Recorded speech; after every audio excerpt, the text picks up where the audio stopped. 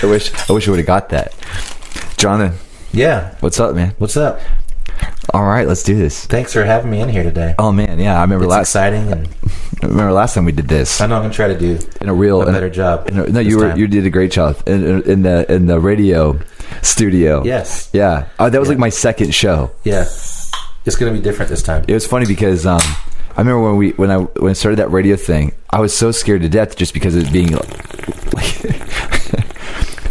Now you're gonna have to explain that for people that are listening to just the audio. He's drinking a pop. If you're listening to just the audio, what kind of podcast is this? That was a nerve-wracking radio deal. I mean, we had all these intercessors. We had all all this prayer support, and then I brought you in. And I kept calling into the show. Yeah, you did. I forgot about that. And the producer was like, "Just don't." But he didn't know it was you the first time. Right, because I was like, hey, I'd like to talk about somebody. If I could talk to the speaker, I have a couple of questions I wanted to ask. And he was like, okay. But you were doing it in the phone right in front of him. Yeah, because I was looking at him over the thing. And he was like, okay, yeah, we'll just go ahead and... I was like... now, y'all, what? Just a question. Do you prefer butter or margarine on... What? What was that? I'm just asking if you prefer butter or margarine, like on toasted bread. That was awesome. And I was like watching him. You did it 2 or 3 times, I think, before you were finally like, hey, bro, that's me. Like, yeah, and he was like, just don't do that. Like, what? And you were on the phone, like, because you were talking. We were doing phone calls or something, and you kept calling. That's so funny. Yeah. That was my first run-in with Ivan, too. That's what I was going to say. Ivan Roman called in. Mm-hmm. We tag teamed, prophetic worded one girl. Yeah. Then he dropped that awesome one about the guy that was like the cage fighter guy. That was amazing. I forgot about that, but yeah, I just remember he was always like, because he called in. He's just on the phone. So he's like, as soon as I heard your voice, and then I was like, wow, that's amazing. Yeah, the guy, it was like it wasn't cage fighter. It was like and it wasn't like it was some like semi-pro level, MMA fighter, and but we didn't know that. He just called in and was like, yeah, he has these questions, and he's like, I really see like, like it's like you've come out of a battle, like a fight, I mean, and it was really specific. As soon as he was like, yeah, I'm a semi-pro MMA fighter. As soon as he said that, then like everything that he had said was super specific. It's like Jesus. It's like he's there, almost like in the corner with you, and he's like, you've come out of the fight, and you're like I was like, that was sweet, good job. Did you ever hear that word that I got from Bulls? Yeah. Oh, you did hear that one? Yeah. We were talking about your dad. Yeah, you called out your address and your sister's name. Dude, yeah, my dad's first and middle name. Anyways, all these details, your right? Street address that you lived on. Dude, that have you ever had a word like that? Where it feels like somebody knows way too much. I had this weekend. I've had 2. Are you serious? Yeah, almost like back to back. But I had the last before that. It was kind of at the beginning of like all this journey that we're on right now. And somebody here, I don't remember who it was, but it was a speaker that was here for like, this was like Apple Wine, like at the beginning of it. And so somebody like came and they gave this like really long, very specific word about like talking about like there's this road and like it's going into this region and like all these different things about like the ground on this side is rocky and on this side it's sand, like all these like kind of really specific details. And then I left here and I went to lead worship at this conference in on the peninsula somewhere, and that's where I met Elizabeth.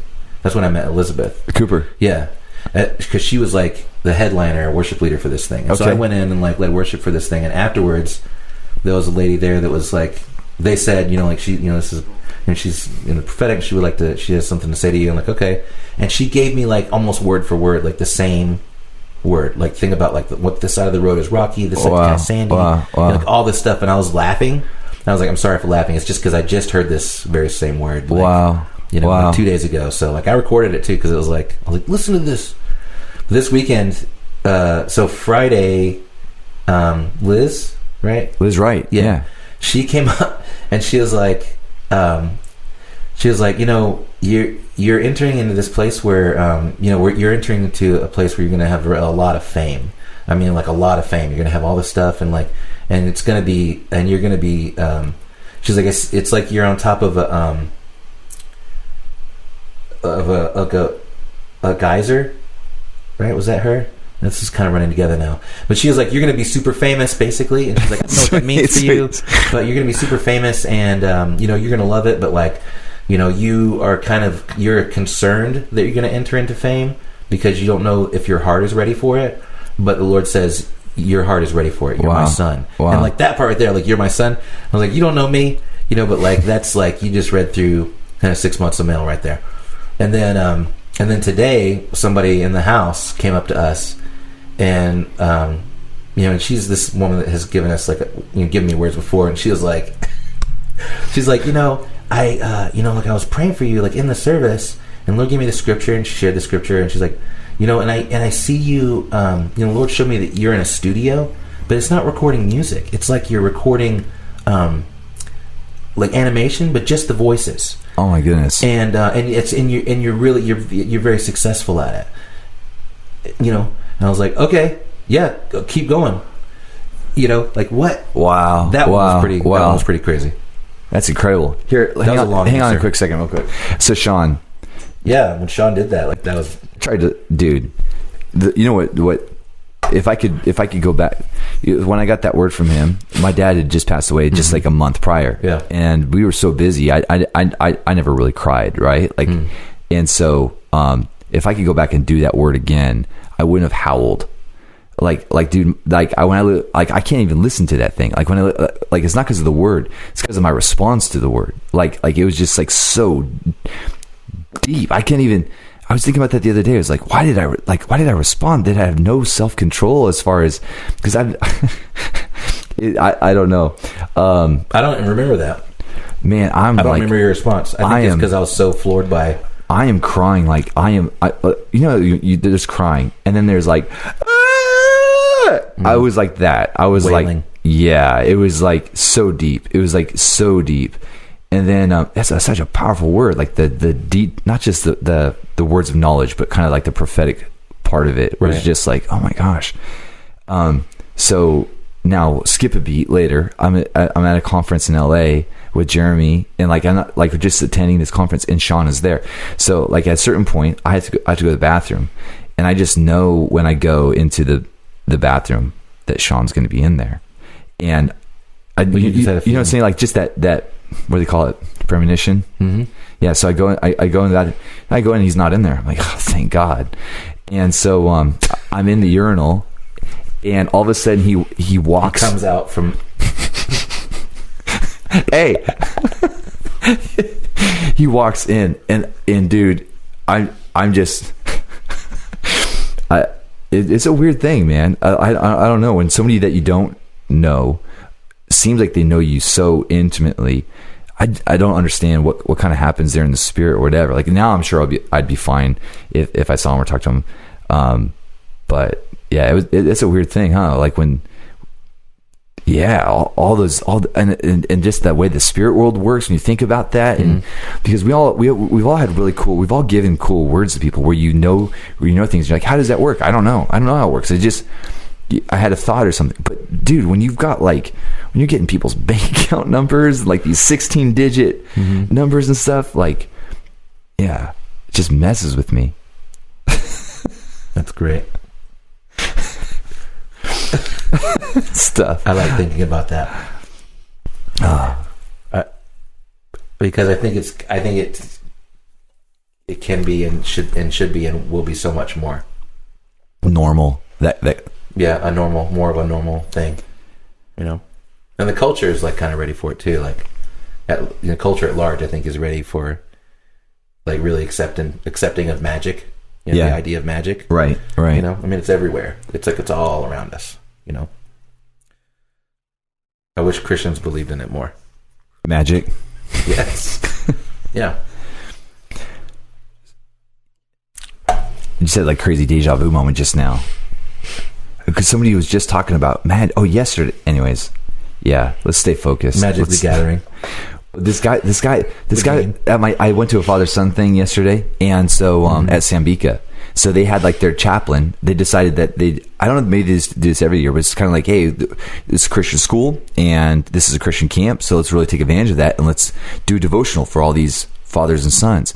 But it was just like, it was just fathers and sons, like act like archery tag and like dodgeball and like canoeing, and then all of a sudden we have to come around for this devotional, so it felt kind of awkward, Right. And then you got this good chaplain, but he goes into a story about Simon the Sorcerer, which I think is a very interesting. That's a trip. That's kind of an interesting devotion, like okay, fathers and sons, sit down. I'm going to do a little devotional, a little feel good thing, and then he goes into this whole thing about Simon the Sorcerer, and he goes, and he knew like magic, but here's the thing, like. And so that's where when you said magic, I just went right back into yesterday. But unfortunately, he didn't really connect that to any sort of. It was just kind of like this random. It was very random. I thought maybe he. So anyway, there's more juice boxes in this wash tub over here filled with ice. Don't eat the ice though. Just cause. Yeah. All right, dodgeball. Who's it? Yeah. I just heard a thing about Simon the Sorcerer. Like I was just watching this like produced video about Simon the Sorcerer. Really? Like Simon on YouTube? Simon Magnus. Yeah. Really? Yeah. Did you learn something? Like, well, with it's from somebody that I've been kind of watching some of their stuff and listening to a little bit of their stuff, and I'm doing it. It's pretty out there. The guy's like, I think the guy is a Christian. I believe the guy's a Christian, and I also believe he's really sincere. I think he's, and I think his audience, or at least the audience he seems to be speaking to, is not really a Christian one, or like it's not mostly a Christian one. It's this like other very, it's esoterica. I mean, it's like he's talking, he's using words like. He's like putting like the Kundalini spirit together and saying like this is like the Holy Spirit is the same thing, which is like, okay, I think I get what you're trying to, So when I listen to the guy, I'm like, okay, I'm carefully listening, very carefully listening, and but yeah, he had this whole thing about like Simon Magnus and like looking at like who he is like now in the culture, because he's in like Simon is like a popular part of the culture today, like not Christian culture, like as a mage or a magician, like a sorcerer, sure, right? sure, like a powerful, legit sorcerer, and then like he was putting that together with like the scripture and where that run in and everything. So it's funny that you brought him up again. You think any of these guys that are like, do you know of any actual like Simon the Sorcerer type guys that are like in the spotlight, like actually like on TV, or like any actual legit, when I say legit magic, I don't mean like cool magic. I mean like it's not trickery. It's like Simon the Sorcerer. What are you asking me? Magic. Is there anyone, because dude, sometimes I'm watching this stuff and I'm like magicians? Yeah, like is this just like illusionists or whatever? Okay, is this American magic or is this like Malawi magic? Malawi. You mean like you're talking about like performers, like illusionists, stuff like that? Yeah. I don't know. I mean, I don't know. I think like I think. I mean, if you think about the people that Christian people that that are, that have legitimate authority and like walk in like a real level of authority and power, where it's demonstrated. It's not a one-off thing. It's like. Like Bobby Connor, like setting aside like his style of ministry, his style of like speaking, which is kind of performery, but it's not. I think that's kind of like that's the vehicle, but it's not like that's not really like his thing. You know what I mean? Absolutely. What I mean when I say that? Yeah, absolutely. I think like I don't think like somebody that like had put. Like Bobby Connor has paid so much for what and invested so much in what he is doing that like to go sell it on like a Who's Got Talent stage seems like almost like it would have to be like God told him to do that specifically. You know, look, there was a very specific purpose that he did that. So like, you know, like this stuff doesn't come to just like a Tom, Dick, Harry, like kind of whatever, like accidentally, you know, like I found this book of spells and now I can, you know, change lead into cheese. You know, like it's not like I don't think that happens. You know, and like for real magicians or like sorcerers or prophets or whatever, I don't know. You know, no. Yeah. I mean, like there's people like David Blaine, right? Like, you know, and other people that are kind of like, you know, Chris Angel and people that have this kind of like, ooh, you know, like, you know, thing. I think a lot of that is just like a, you know, like I feel like it's like surface is just like a part of the brand. You know, like Slayer. You know, like Slayer. You know, like the singer from Slayer is like. I was wondering how long. I was wondering how long it was going to take before Slayer came up. Slayer. It's like Slayer. Yeah, it's like Slayer. You know, the band Slayer. What is Slayer? Are you referring to? Did you see? Did you see the movie with Jim Carrey and Steve Carell where they're magicians? Yes. And Jim Carrey's like the Chris Angel. Yeah, and Ray Fine. Or no, it was Stephen Cumberbatch, right? Or what is that right? His name? I don't know. Doctor Strange. It's that guy. Yeah. That he was like the new guy on the block, like the androgynous, like. Yeah, there's so many funny scenes in that movie. Dude, did you see the on Netflix that magician? He's not a magician. He's like a what do they call it? Like a mind. Like he's like a hypnotist. Let's go with hypnotist. But you know, there's like a TV show about that guy he worked for the FBI and like he could play with people's minds. He could read minds. He could do all this. There's a name for people like this, where they can basically they're the master of like mind control. Okay. In mind manipulation. So basically, there's this guy, and he did this whole Netflix special on, and he's just being kind of innocent. Like how he starts it off with like, he sits down with this woman. He's like, I want you to do exactly what I do. She puts a light bulb in her mouth, and he tells her to bite down on it, and he walks her through step by step how to basically chew up a light bulb. And the whole thing is like taking authority over fear. He's like, okay, you're not going to be afraid. Look at me. She was terrified. He's like, you're gonna eat glass. Now look at me. You're gonna be okay. And he walks through it step by step. Now you're gonna feel the crunch, you know. And that reminds me of a time just recently on a city bus. keep going. Keep going. No, we'll come back to that. So don't forget that. Okay, so all of a sudden, like halfway through the Netflix special, it completely like takes a turn, and the guy is like, "How many of you've ever seen these televangelists on TV, and they're making people get slain in the spirit? How many of you guys have seen? How many people have seen people get? How many of you have seen? Is it like speaking on a stage? Like, yeah. He's in a huge theater. Okay. He's like, how many of you? He goes, I'm going to teach you how they do that. How many people have pain in your body right now? I want you to hold up your hands real high. He's like, here's what's going to happen. He goes, I'm going to count to 3. When I count to 3, all your pain's going to leave it's going to leave your. And he goes, all right, everyone, look at the screens. And there had some sort of imagery going on, some sort of thing, some sort of music. And he goes, 3, 2, 1, and all of a sudden you could see some. I don't know how they did it. Some sort of air pressure goes shooting across everybody, and you could see everybody like respond. So they did something in that room, just like a high pressure. And he goes, all right, check your bodies. Everybody, like, dude, it's like being in a revival meeting. Except that's what I do with like the air pressure gun. That's how I do it. You shoot people with air. Uh-huh. Dude, then for the rest of his bit, the aisles are full of people who've had pain for years and now don't have pain in their bodies.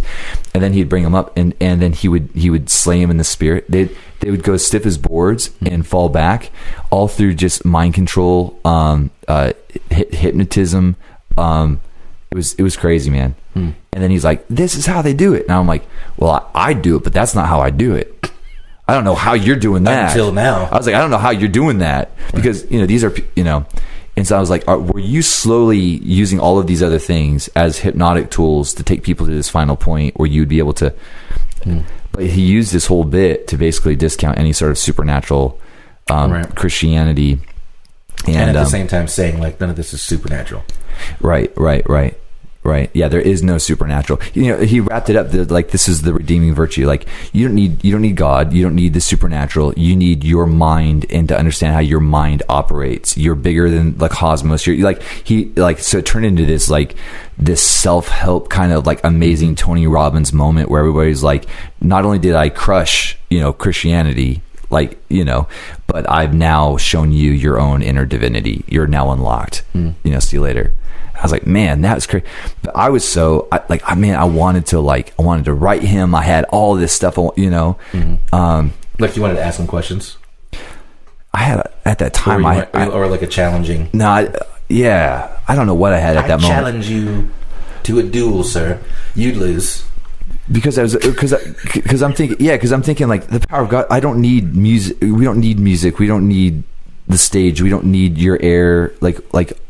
Let's just have my children lay hands without any hype, without any service. Like, let's just hit the streets and just watch what children can do, now let's see what you do without the air, without the show, without all the work that you had to do in order to bring people into that state where they could, anyways, the bus. That's intense. Yeah. I was just kidding about the bus. I just thought it'd be funny to say that. Like, oh yeah, the eating. I'm gonna make you eat glass. Don't be afraid. Like it was me and the bus driver, and they all started because he wouldn't let me use like my the app. Because like on express buses, they don't let you use the Metro app, which is the silliest thing. It doesn't span across to like express buses, but they don't say that on the app. Yeah, it's just there's one bus driver. And like in the entire state of Washington, it's like, because I polled after that. I polled after this whole thing. He ate the light bulb.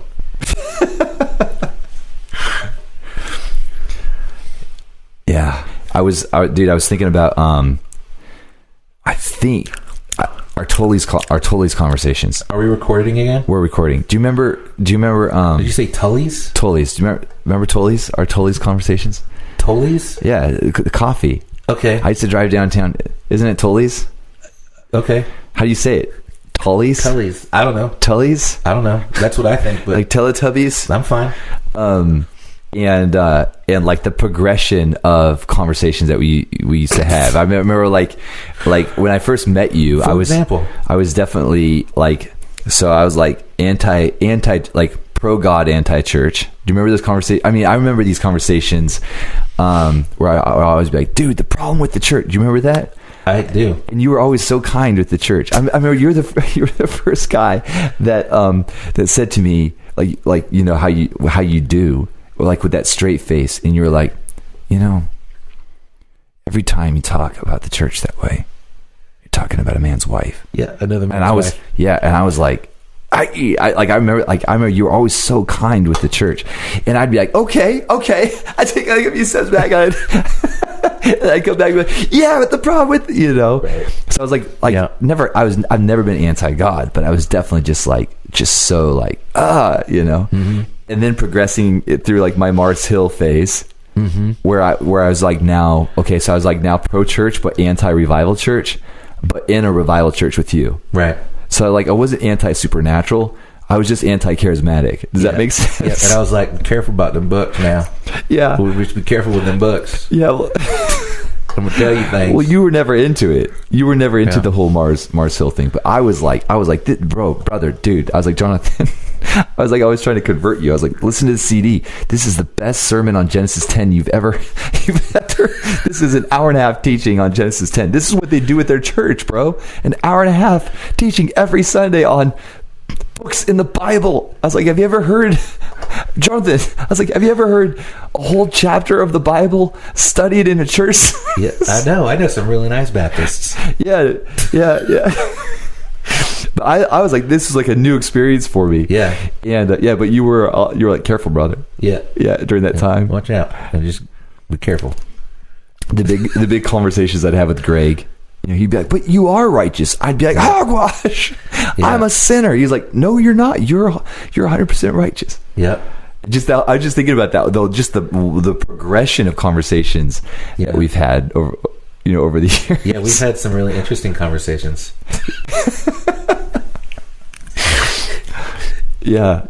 I mentioned Plum Delicious this morning. I heard that. I caught that. Yeah. I remember sitting there multiple times with you, like prior to coming in, and like we'd do that before worship sometimes on Sunday mornings. We'd meet there at like 5:30 or 6 a.m. and we'd order like chicken fried steak. Yeah, mashed potatoes. Just a big old gut bomb before coming in, and like and then we'd sit in that office, man.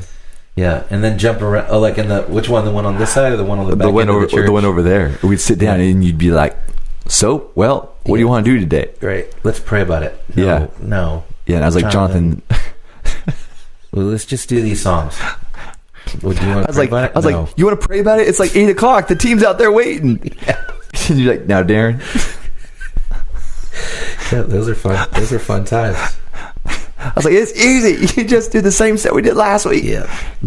Don't bring your Y.W.A.M songs in here.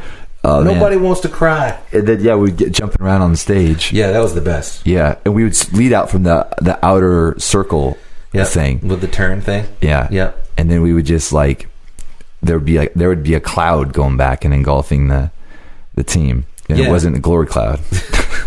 It's from those plum not delicious. It was plum destructive. You'd be playing the guitar, you'd look over at me like, good one, buddy. Lord, you are good and your mercy. You'd be like bouncing all over the stage. Just like, I didn't know y'all had trumpets up on the stage. Oh, yes. Yes, we do. Oh, my goodness. Yeah. Yeah. I remember at one point we had at least 400 drum kits on the stage. Oh, yeah. So like the drummer, obviously. You're going positive with this. Yeah. Okay, awesome. When you said at least 4, and I was like, where are we going with this? There's many times we had at least 4 a lot of things on the stage. Yep. Yes. We had 4 drum kits, at least 4 drum kits. All for just you and I think. Acoustic ones. I mean, like that's just counting the acoustic ones. And then there was, I don't know where it came from, but I feel like I remember it was this like drum machine thing that you had to hit with sticks to actually trigger it. The white pad thing? Is that what you're talking about? I don't know what it was, but it was like when it finally got used for the first time, and I was like, what? Then I realized it had been sitting there for a long time, like sitting next to that weird little monitor that was also on like a microphone stand. Yeah. So like I just remember like suddenly, and I don't remember who it was that pulled it out. If we didn't like you, we gave you the little monitor. The little monitor. I can't hear myself. Yeah. Good. That's by design. Yeah, it's like a 3-inch speaker. Yep. It's like a cell phone speaker in there with a little volume thing on the front of it. I'm pretty sure it's still in there. Yeah, like in that back closet. Yeah, we should get it out. We saved it. I'm pretty sure, or at least it didn't get thrown away. Not yet. You should take it with you to LA. There's so many things I'm taking with me from that room. There are some things from that room. We'll go back in that room. The whole room will be gone. Like, where'd he go? Jonathan went to LA. What happened to What happened to the subs? It's my inheritance. I'm a son in the house. I'm taking my inheritance. And these cabinets, mine. I went through all the music that was in those file cabinets recently. Yeah, when Chris, led the charge to clear that room out finally. Yeah. And I was like, don't touch the music. I want to do that. Yeah. And so like I went through, and I went through the top. There's 2 big drawers, right? It's like that big wide thing. And I went through the entire top drawer, and I kept one of each song. Oh, you did? That was there. And if they were in different keys, I didn't keep those. I just like. Did you find a war song? Yeah, I found a lot. Do you remember that? I found a lot of things. And it was what was so, and still like, I mean, I don't even know how much waste. I mean, the thing was like what, like 4 feet? Yeah, right. In 2 rows. Yeah, so like 4 feet of paper, like single sheet paper, right? And then like I got rid of like all the like kept one of each song that was in there, and is all that gone now? Is all that gone? Yeah. And I kept, but what I kept, I still had like a 2 foot tall stack of music. Like they were just individual songs. Wow. And they were, there was stuff from like that was before me, obviously, right? But like there was stuff that like, like the Caspers had in here. Really? Yeah. I mean, because there was stuff written on the page where they had notes, written notes. Wow, that's interesting. And there was stuff from the other two churches, when the three churches came together. There was stuff from those churches because they have the names of the churches on the music. Yeah. Oh my goodness. And so it was really amazing because it was like I was looking at the rings, the tree rings, exactly of the church, and exactly. Wow. It was really heavy. It felt really heavy. Wow. And I was like, wow, there's so much here right now. There's such a because of the way that that music has been a real part of what's been happening in this house and in the body, for so long. Like music is and worship is, Anyway. I could keep going about that, or I could also just stop. It was amazing how much freedom you and I had, and also, that Gail took such a beating for this stuff, that we were doing. Because as much as we got, as much of the beatings that we received, I think a lot of it was shielded from us. Remember there was a period of time when you and I would both go to the pastors' meetings together. Yeah, so yeah. Dude, those pastors' meetings were so brutal. They were. They were so hardcore. Brutal. And especially when you think about Pastor Gail and how amazing, how kind she is. Yeah. There's nothing but kind in her. Yep. And yet those meetings are so brutal. Yes.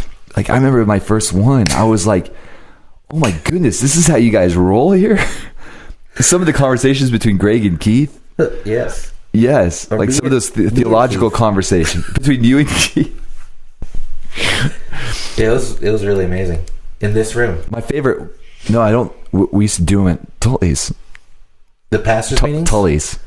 The pastors' meetings? Yeah, well, there were some in this room, but we used to meet at different, I think at Tully's. Oh, yeah. The one that had the fireplace. Yeah, and then I think they moved them. Then I think they moved them here. I don't like the fuzz. Okay, it's too peppery, I think. Was it at was it at a pastor's meeting when the following day? I always loved how it was the following day. Right, so it was a Sunday. There's game day, and then there's the following day where we watch a replay. Right. But was it at the pastor's meeting when you were asked if you were tired when you were leading worship? Oh yeah. Was it there? Yeah. That is so awesome. More than once. It was a thing. That's such a great question to ask a worship leader after they've just led, a 3-hour worship set. Yeah.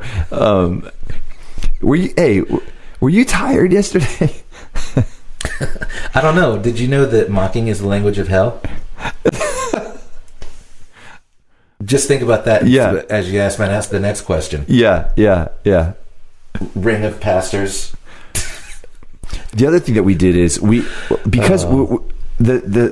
think what made that dynamic so interesting is that you and I were worship leaders, and that was our sphere of authority, was leading worship, but everything was happening at those meetings. So we were hearing about everything in the entire church, and then we were commenting on it. That was where most of the fight came from. That's what I was gonna say. You and I had opinions. Yeah. On we were you're gonna do what? Yeah. Or you're not going to do something about that? Yeah. Or what are you going to, I hope. You took the stand. You're I hope that when I have a wife, if this situation doesn't happen to me, I pray that God. I was wow, this is amazing. This is I remember that conversation, but I think that was at Tully's. I thought they were all here. It might have been here. Those big green chairs that were in here. I remember that conversation. I'm pretty sure was in here because I think I was trying to hide in the corner. I wasn't even married. Right, I know. Yeah, I was one day you got. Yeah. I know. But see, that's what I'm talking about. Those guys were so gracious. They invited us into the. They invited us into their environment, and then they would let us go off on these on them. Really, we were going off on them. That's really what we're doing. They would be see, and that's why you're a bad pastor, right? We were never that harsh, but man, we were harsh. Maybe not you, but I think of the stuff that I would say to different leaders, and it's no wonder you were pretty harsh. I think I was more passionate than harsh. Yeah, sure. I remember sitting with you in in this place downtown, and we were there to see like some kind of concert, but it was like, you know, some local thing. And this guy that we just met there at this place, he came and sat down at the table across from us and started talking to me about Palestine and Israel. And so then I was like, oh, you know, Holy Spirit, what's up? And so like, and just like started guiding the thing. And then so then it gets to like, it breaks down where he starts talking about God. And then that's when you stepped in. Like I wasn't there? You were sitting there. And I think you were just like, I don't know if you were just like annoyed. No, I don't know if you were just like, you know those little cars with like the little friction engine in it that you like, you pull back like until you know when it hits that point where it's like you're gonna blow the thing out, the mechanism, and it's like and you keep doing it a few more times. Or like fast. When you're pumping an air rifle. That's what you were. I think that's what you were doing, like inside, because then like when you put it down on the ground, it was like, and you had a very passionate response, and like you were about Palestine. No, about Christianity. Like you need to make a decision today. Like I was like, no, wow, like, no. I did not. Yeah, it was pretty. I went into like hardcore evangelism, kind of like no, not that you were trying to force him to get saved, but it was like you were like I was drawing some lines in the sand. You were like, you know, and it was pretty intense, no doubt. And I was like, wow, this is all right. Well, cool, man. The end of the conversation. Yeah, you know, I was like, all right, cool. You know, take it easy. I was like, yeah, that was good, dude.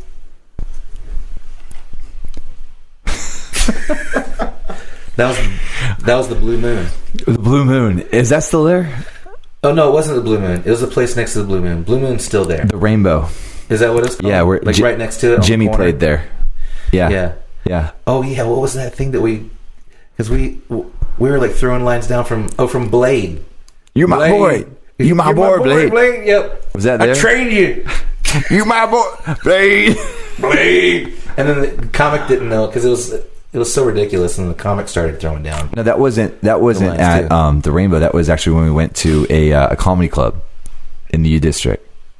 Okay, wasn't that it? I thought it was there, but because I don't think I ever saw a comic at the Rainbow. Yeah, I thought he came up like in between bands or something. I just remember one time throwing it all together. I was kind of negative. Like obviously, there's a theme here. I used to be kind of negative. But remember you were just passionate. Yeah, I was being passionate. There was a band playing, and I was not into it. And when I was done, I remember Titus just was like, "Dude, bro, you're a creative. Like you make art, like right?" And I was like, "That's what you call it." No, I'm just kidding. He was like, "How would you like it if people were like like those guys are getting up there and actually doing it?" And I was like, "Yeah." Then I felt like I didn't think I was being that loud, but you know, I think there's only been. It didn't matter for him. It was just the idea that I would have that kind of negativity in my heart, and that I'd, you know. Oh yeah, I get it. Regarding other artists, I think that there's been. Thank God I'm not negative about other artists anymore. Yeah, never. I think there was or opinionated. There was one time definitely, and maybe one other time that like the only time I ever like. Maybe one at other. At least time. One, and maybe another that I like actively like cursed somebody. And it was a band that we went and saw, and I was like, all I remember of it is like hanging on this post in the middle of the room and like cursing these guys. And then later I was like, maybe that was harsh. Yeah. Did you at least break the curse and then bless them later? I didn't. We should do that right now. What was the name of that band? My point is, you know, sometimes in the name of passion. What if something horrible happened to them and then you read about it in the newspaper? Like, for example, my dad and his buddy Bob Dolan, who still lives just right down the street, they ate at some restaurant. And when they walked out, I don't know why this guy would say this, because this is they just shook the dust off there. No, this is not something that anybody would ever say. This is such a weird comment, but this literally happened. They walk out of the restaurant. These guys are Christian. My dad's this guy's a deacon in the church, and for whatever reason, he was obviously angry. He cursed the restaurant. Now I don't know what that looked like if he said I cursed that restaurant, whatever. The next day, it burned to the ground. See, I mean, I think it was the next day. It might have been like the next week, but like my memory of the story being a kid and hearing that, I was like, first of all, who does that? First of all, like, I don't care how bad the food was. Dolan. Yeah. with a can of gas. That guy. You went back then. Yeah, you see he's shifty-eyed. That's the other part of the story. Yeah, you went back the next day. His fingertips are always burnt. What's happened to your fingers, Dolan? I specifically, what I do remember is like I was cursing the success of their band. Oh, the success. Yeah. Oh, really? Yeah. Like I was like, just it was something that they said, and I was like, there was a hatred of God, is what I heard. Oh, they hated God. Yeah, it was a hatred of God. I heard that in something that they said and then they sang about, and so I was like, I curse the success of your band. Oh, wow. Yeah, I was like, that your band would break apart and like not like have no success, no influence. Yeah, so you weren't cursing them individually. You weren't cursing them. No, not the people. Not because that's what it sounded like. It sounded like those people that sit in the audience at the church and with their hand symbols like, and you're like you were doing that, dude. Put little sticks outside. Oh. But that makes sense. You were cursing the trajectory of their success. Yes. That they wouldn't have influence. And I've never heard of them since. Wow. Well, then good job. It was just a local band. I went from being like, dude, who are you, to like, oh, that's cool. Oh, yeah. I don't always curse bands. I was thinking about... when I do. You know, one thing that I feel bad about, because some of the best memories, some of the best memories that I have with you are like our worship team outreaches, and I feel bad for. I feel bad for our present day worship teams here at SRC. They never get to do. Dude, we were doing worship team outreaches all the time. Yeah, we were doing stuff all the time. We were going out and we're like, we're going to do this. Yeah, and maybe the part of that was our desire. Like, we loved doing that kind of stuff. Mm-hmm. Like, we're going to be playing where? Like, down on First Avenue? Yeah. And like, the cops came. That's one of the ones I was thinking of. Yeah. And of course, like, my favorite part of that outreach was the preparation for, because we were going to go downtown Seattle on First Avenue on a stage with a crazy sound, Westlake Center there. Yeah. And do a full-on intercessory worship show. Yeah. You know? It wasn't, we weren't putting that on somebody else, right? Well, that's the thing. I don't even remember who was behind that, whose idea it was. Somebody else organized it, and somehow we got invited. Yeah. I remember it was like, we were like calling people out of buildings. Like, we were calling business people out of the building, like, come out. I mean, like, we had like shofars and everything. We were like going. It was so, so amazing intense. Is hearing your voice bounce off all the buildings downtown and coming back. Yeah. And the event itself was amazing. Yeah. And then we were like, okay, we're out. You mean before it was over? Yeah. I don't remember that. Peace. That's the day I bought my djembe. The big one? Yeah. The big brown one? Yeah, the one that's still here somewhere. Okay. In one of the closets that's in the back of your van about to go to LA. I don't have that. You know what? I not that one. I saw on, and speaking of djembes, on Offer Up the other day, I saw a hung drum. Oh yeah. And they don't. You've always wanted one of those. Yeah, and they had because they had like 4 of them at that little shop down on next to the market. Lark of the Morning. Yeah, that like eventually closed down. Yeah, and then and like while they had, that's why Ray Hughes would come to Seattle. Would be to go to there. But then they stopped. Whoever, I don't know if it was like coming from Sweden or one of those countries, and they just stopped. They wouldn't ship to the U.S. anymore for some reason. Like, I don't know why. Like, that was just what they said at the shop until like, it was like, there's these 3 and that's it. Yeah. But they were like, I think they were like $800 or something, I think. Yeah, those are awesome. And so I saw one on Offer Up the other day, and I thought about that and that because we went down there. I don't remember where I bought that thing from. I think I just bought it from Guitar Center. Yeah. But we like bought it at the Guitar Center there in downtown Seattle. I remember walking up the hill with it and be like, yeah, this is awesome. And it was. Yeah. Yeah. Dude, we were doing crazy stuff back then. I don't think people, I was thinking about this the other day, I don't think people really appreciated the kind of the stuff that we were doing. Like, we were doing crazy stuff. Like, I couldn't even play a didgeridoo, but I had one. I mean, and like 17 rain sticks. I remember you had a whole series of flutes. Yeah, because here's the thing with didgeridoo, I could blow it for 2 seconds, so I'd loop it. Remember that? Yes. And then I'd throw my like chaos pad, and it'd be like, and I'd be like spazzing out on the stage, and you'd be like, "Come on!" Yes. And nobody would be coming on. I was. Distant thunder. I hear the sound of it. Like, dude. Yes. thrashing that stage. Yep. It's amazing. I think that like that was, it's so amazing because I think that like with my khaki slacks, like with what happened there was so like something really like was like created out of that, you know, here. We carved a realm, bro. It really did. Yeah, we carved a realm. Really did. Yeah. You know, I think like, I mean, I especially, I feel really fortunate to like have entered into that, and you were here like and I was like able to like, you know, bounce off of you.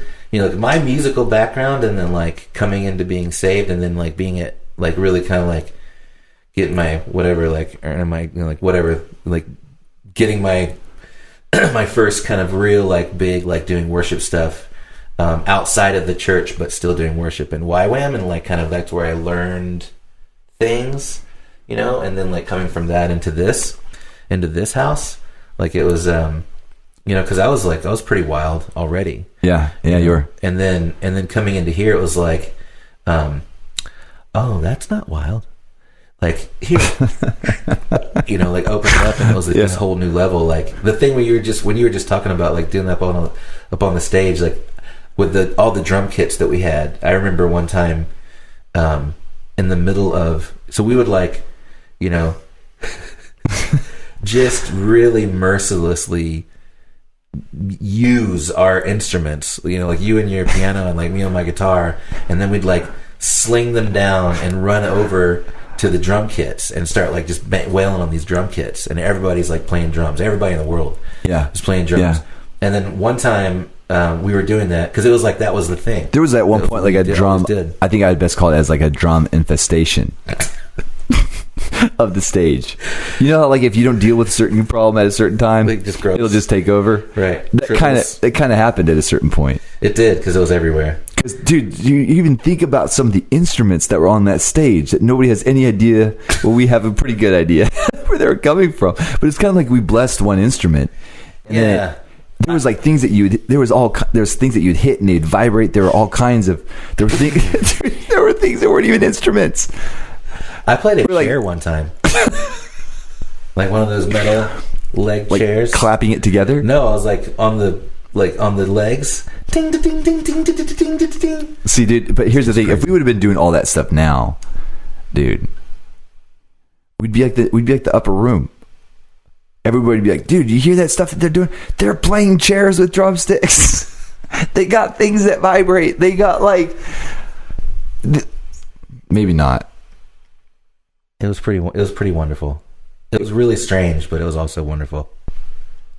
There were even instruments that you were like, I remember you were always like, we were always good cop, bad cop. Don't you agree? So the role shifted back and forth. So I would like, I'd leave the room, and then you'd be like, okay, so what DJ doesn't want to say right now is that those 4 metal things. Don't you know what metal things I'm talking about? Yes. Oh, that's for reggae music. We had reggae drums, dude, on the stage. Lots of things. Yeah. And it was, and I think the thing, like again, there was like kind of a lack of leadership. Yeah, I'm just kidding. No, I'm totally kidding. There was a little bit of a lack of structured government.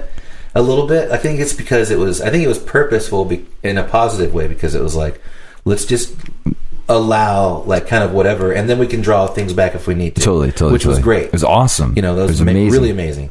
And very rare, like super rare. I mean, I think that's. Can you imagine if it was like that right now? Like if you went up on the stage and like that whole entire thing was just covered in crap? Yes. I can't imagine. We'd be like, okay. Yeah, but I mean, like with people. But what happened though was that because of that, there was an environment where somebody could just like walk up onto the stage with a real expectation that I'm a stranger, but I can be on the worship team today. But I'm gonna get to play today. Yeah. And so like that's weird, you know. And I don't think we ever let that happen. Like we were like, you and I were pretty like. That was one time. There were times when there were special guests. That's one. Yeah, that's different. Yeah, that's one thing. You know, like, there was one time in particular that happened where, you know, like this person walked up and was like, "Yeah, they said I could be up here." And I was like, I don't care. Like, who said anything to you? Like, yeah, because I remember like you and I would usually be like, yeah, no. Yeah. And then they ended up like, but they were like, yeah, like she can go up. I said she. And you just gave it away. They just gave it away. And then they were actually a part of the worship team for like 4 years after that. You know, super faithful, like, person, you know. But then this other time when like somebody walked up, like we're middle of practicing a song, and this gentleman walks up onto the stage with like cases of stuff, and just walks in. He's like, "What's up?" You know, like goes up and like starts setting up this whole situation over on the side. He's like, "Is this cool right here?" I'm like, "Okay, everybody stop." Do you ever remember any of these stories? Like, do you remember like when it was really cool for itinerant ministers to also play an instrument as part of their meetings? Do you remember this? Like, so there were like flute playing itinerant ministers and saxophone playing itinerant ministers and guitar playing itinerant ministers. But that was like the thing. I'm not talking about Georgian. Everyone's gonna be like, "Oh, he's talking about Georgian." No. Like, no, I know Georgian. He definitely started it. like everyone's like, "Hey, Georgian plays a violin, so I should start to play an instrument when I go to churches." And like a no, 6-foot silver trumpet,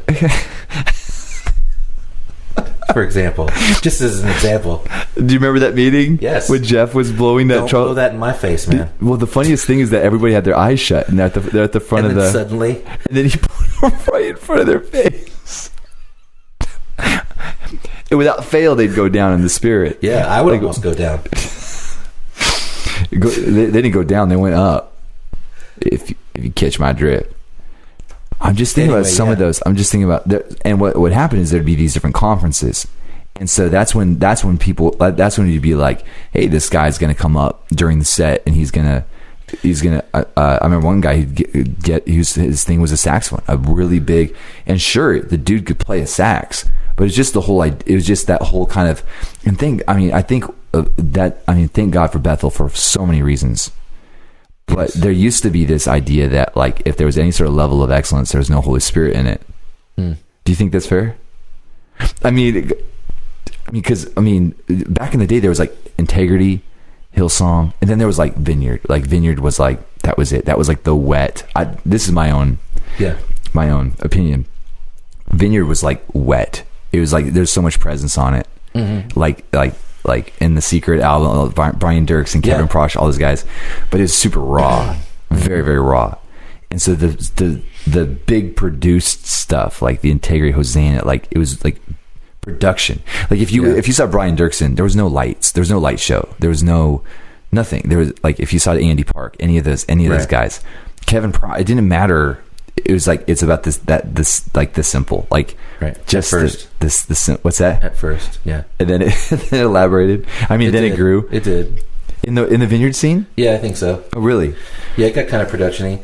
That's not a diss. You're not dissing it. Yeah, but what I'm saying is like in Bethel and probably Hillsong. Yeah, they began to do these almost like worship productions, but they were wet. It's like it had like the rawness and the anointing of like the Vineyard thing. Yeah, but it also had like smoke and amazing light, but amazing quality, and it didn't detract from those environments. Yeah, I recently heard. Well, I heard Brian Johnson, and that this is a total like paraphrase of what he said, but he was talking about Vineyard and like the stuff from the Vineyard, and like like a lot of the musicians that were Vineyard musicians were hardcore like high level musicians that were like, I won't say this is not a diss at all to say this. Okay, high level musicians. I mean, they were like very skilled musicians, like a lot of like jazz musicians that were like kind of dumbing down. Like I don't say that like as a diss. No. But they were like, writing songs in like GCD. Totally. And so like they created this whole movement of worship music that anybody could go pick up a guitar and play it. And that was one of the really amazing things about what happened with the Vineyard. That's amazing. I've never heard that before. And and that's I think that's beautiful. Because now it's like there's with this current movement of worship music, which has come back to high production again, where it's just this high level of production, really high. And so, which is interesting because it's kind of come around to this other thing again. It kind of came back from where it was like departed from. High levels of production, but still super simplistic. Sometimes it is. Yeah. But there's a lot of. Do you remember okay, so going back to what you're saying about the vineyard, and like the simplicity, and like you're right. Like I remember those books you get, and they'd give you the chord charts and everything. Yep. Man, I love those. Light the Fire Again, the orange book. But the B side, they let loose. So like if you look at those music books, like the B side of the thing, like side A was like, holiness, like GCD songs, that you could just like the whole church was singing and that was it, and you didn't have to be like a pro musician to play that stuff. And then the other side, they were like, okay, you can cut loose for the second part of the CD, and like so you'd have like funky keys and like jazz chords. But then those are the ones I wanted to play. But then Don Potter and Morningstar came out and slapped everybody in the face. Yeah, that was its own thing. Dude, that was completely... You're not going to take out... No, you're not going to sit down and do that stuff. Right. Or when old school Hillsong, so before new school, there was like Darling. Check. So I remember I got one of her books. Mm-hmm. So I was like, okay, we're doing vineyard stuff. Now let's... This is incredible. This is like high energy. Right. This is not vineyard at all. This is high energy. And so people just like us. Do you remember that song? All over the world, people just like us. Yeah. Like you try to follow the chords, and then the bass note's always doing something different than the chord. Right. So the bass is always complementing, but never on the root ever. Right? The bass is always. And I just remember sitting there like crying just 3 lines into it. Like how's the Holy Spirit going to? The Holy Spirit's like, nah. I'm not. That's way too creative. Yeah, Holy Spirit. I'm tired. Yeah, he's just I'm already tired. Yeah, Holy Spirit's trying to keep up. He's just like with this. Yeah. I recently started watching. I don't even know how. Well, I think the Lord kind of led me into this, but I started watching. I watched this video from Brownsville.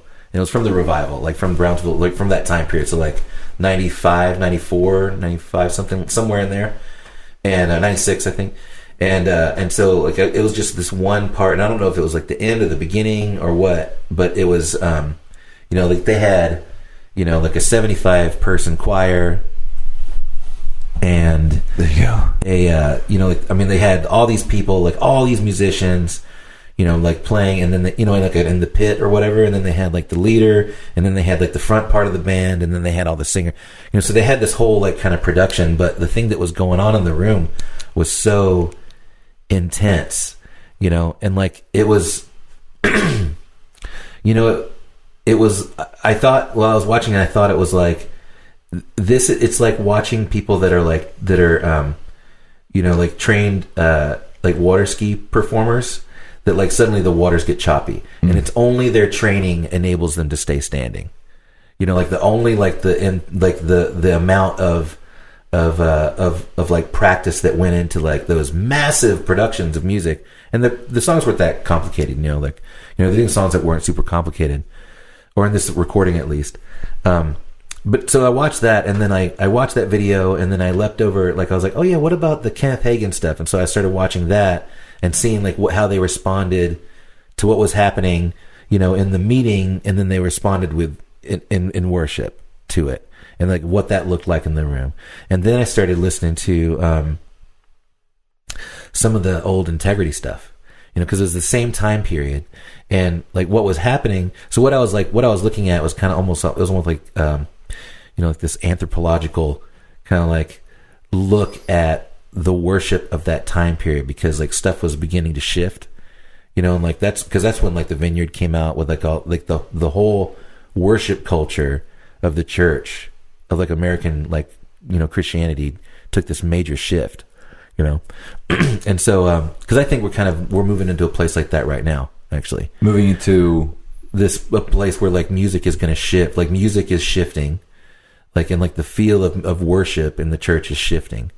I think right now into something that's into something else. It's new, and it's like accompanying, and it's part. I think it's like it's totally this part of whatever. Like I don't want to call it revival, but the next, like this next move that Presence. or something. Yeah. You know, like there's a change that's happening, you know, because there's so much like intensity aimed at like, okay, we're, you know, people are pushing and pushing and pushing and pushing and pushing and something's gonna slip, something's gonna move. You know, like it just happens, you know, it's just going to happen. Right. And so, you know, what is it going to be? I think it's just looking, so I'm just talking about music and how the music changed so much, you know, from like 94 to like 98, you know, and you still had like a ton of integrity stuff. Like we went to an integrity worship conference in Oregon in like 2004 or something. You remember that? Yeah. Or somewhere around there. Remember that? Yeah, you know? Absolutely. And so like that was still, they were still there, still producing music. It was different kind of, but it still had that feel. That was such a foreign environment compared to anything I'd ever been in before. Yeah. Like that level of production. Yeah. Lincoln Brewster. Yes. I remember. Don Moen? Yeah, Don Moen was there. Do you remember that? Yeah. That was such a trip. You know, I'd never heard of that guy until my mom and Keith got married. And they sang a Don Moen song as they were walking up the aisle. That guy is like a legend. Yeah, I'm trying to think of what that song was. His teachings right now, he has this teaching about it's basically about like kind of knowing how much to play or to not play in a worship setting. Really?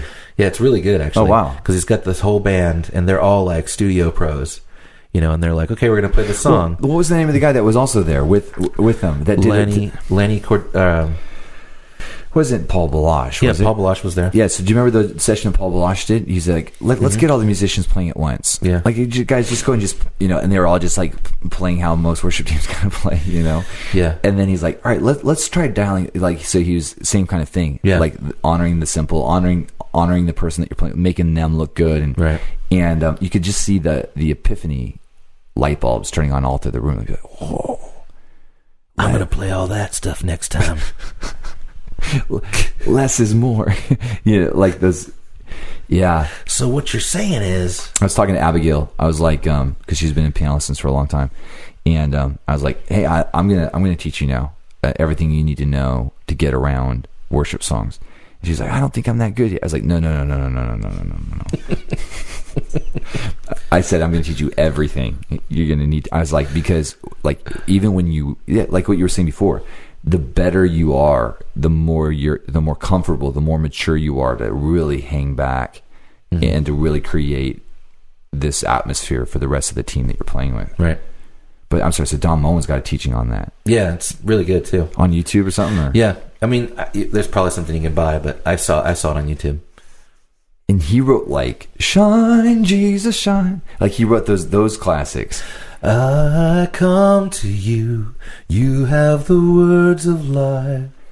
Do you remember he did this like thing? I don't think he played with a band. I think when he led worship at that, it was like a background soundtrack, and it was like a compilation of his greatest hits. Am I wrong? I think it was a whole band. Like they had a whole band. Oh, did they? Yeah, because you remember there was this whole thing with the drummer that he had like had a heart attack and almost died, and every single person on the stage was like talking about how glad they were that he wasn't dead. Like that makes it sound like I'm making fun of it, but it was like they were crying. Like they did that before they did the song. Yeah, it was like they got up and like it was like greatest hits. I don't remember that at all. Remember that song you played? I remember that one. You know, like it was this whole, and then they would go around the world and play like all their biggest hits. Yeah, that part was hard for me. But that set was really hard for me. But it was always like earlier in the day that the guy had come with like really great word about like not judging the gift. That like worship is like a gift. That word. Like is it like worship is like it's like this gift wrap that like we're presenting to God. Yeah. And then like don't ever judge like somebody else's gift to the Lord. Yes. And then they roll out like this like coterie of ne'er-do-wells and they're like integrity. And, it was a test. Yeah, it was a test. Like I tried to pass. Yeah, I still remember. That was the first time I heard of Jeremy Riddle was at that place. No, he was there? No, he wasn't there, but they played his like that one song that he like it was like a big hit at the time. This was pre-Bethel, before he was at Bethel. It was that Sweetly Broken, I think. Oh, really? Was the name of the song. I do remember that. They're playing it like in before the thing, and I was like, what is this song? I remember that. Yeah. Oh my goodness! But I had no idea that was. And then I brought it back, of course, just because that's what I did. Is like every song that I heard, that I would try to play it. Yeah, whenever you go to a conference, always bring that conference back. Do you remember we tried to do the? Remember they were doing such cool stuff with big screens and imagery and all that, and then they did like this names of God thing at the beginning of the service. Yes, it was like Yahweh. Oh yeah, El Shaddai. Like all these, and we're like, hey, let's bring that home and do it. So we tried to do it like on our little like 6 foot by 6 foot screen out there with our video projector that was like hardwired to a literal DVD player. And do you remember that whole thing? Yes. Yeah. And we did it. We started the service off, and it was like Yahweh, and everybody's like, "What's going on right now?" Yeah. You know. Are you guys tired? We like looped in at the beginning. No, we're not tired. We just went to a conference. From Lord of the Rings. I can feel it in the water. Like I played that at the beginning. Yeah, I don't think I knew you were going to do that. And then I remember like hearing these voices going.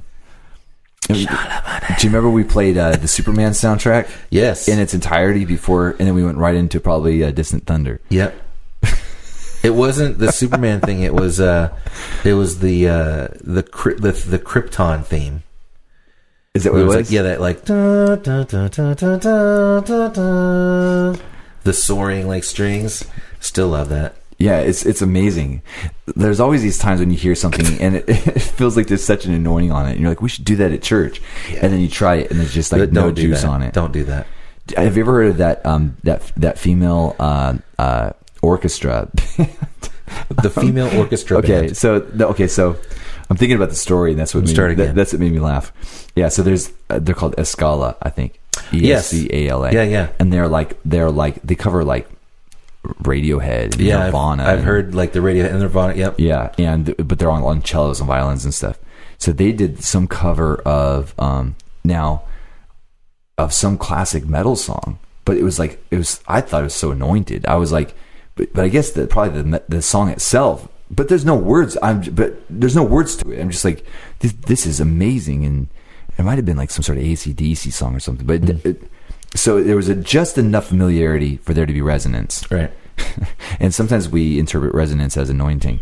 And so I remember I was in India with Greg in Darjeeling, and we and I had given that. It was super intense, and the meetings were running super intense anyway. Like those meetings, like at a certain point, like everybody's super polite, but they're just like in their seats, they're just about to blow up. Yeah. And so that's the way the meetings were running anyway. And I'm like, hey, at a certain point, like this meeting's building, and I'm gonna blast this Escala AC/DC track. Awesome. And at the height of when it's peaking, it wasn't ACD. You would know, like da da da da da da da da da da da da da da da da da da. Oh, that's the Led Zeppelin song. Is that Led Zeppelin? Like da da da da da da. Yeah. But it's da da da da da. Yeah. Yeah. Led Zeppelin. I think that was the track. Oh, let the sun beat down upon my face. Yep. And so, dude, this is just bringing up so many other great stories. But sure enough, everything was building. Hit the track. Let all the air out of the tire. Yeah. It was just like there was no juice on it. Yeah. So like let's never do that again. Let's just forget learning. It's good learning thing. Because there's just this legit kind of thing going on, and all of a sudden when it was like, no, yep, I repented. That's good. But when I listened to it, because when I was listening to it there in India, I was like, yeah, this is for tonight, and it wasn't. Yeah. We used to play all kinds of crazy tracks. With the it's part of our live worship sets. The video thing made me think of before we had any kind of video presentation ability, we had just had two overhead projector things. That's how I met Andrea. And Andrea ran one and Carrie ran the other one, and like they were like just simultaneously, because it was like on the two sides, projector gals, like doing the thing. So we were like, the transparencies. It's so funny. We used to have to pull those transparencies. Yep. I remember this was when.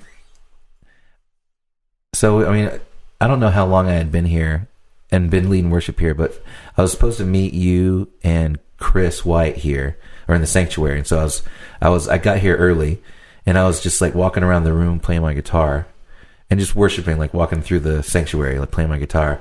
And I think the lights were out, but it was daytime, and like the windows used to be open, so like the sun would just was just filled up the room. Yeah. So I'm like just walking around, just singing, and had my eyes closed, and then I heard. So what I thought was happening was that either you or Chris or both of you had like come onto the stage and seen that I was walking around there, and then jumped off the stage. This is when I first heard, like, jumped off the stage, and then like boom, boom, boom, boom, boom, boom, running up behind me, and then I stopped like right before you got to me and like turned around and was like, ha! And there was nobody there. And I was like, whoa, what's happening? Like, that was pretty awesome. Yeah. I remember that story. It was awesome. That was also reminds me of the story when Lori Bakken was standing in the hallway and something was walking on the roof. Right. You remember that story? Yeah. But the strides were like 15 feet apart. It was like, right. I love those stories. Me too.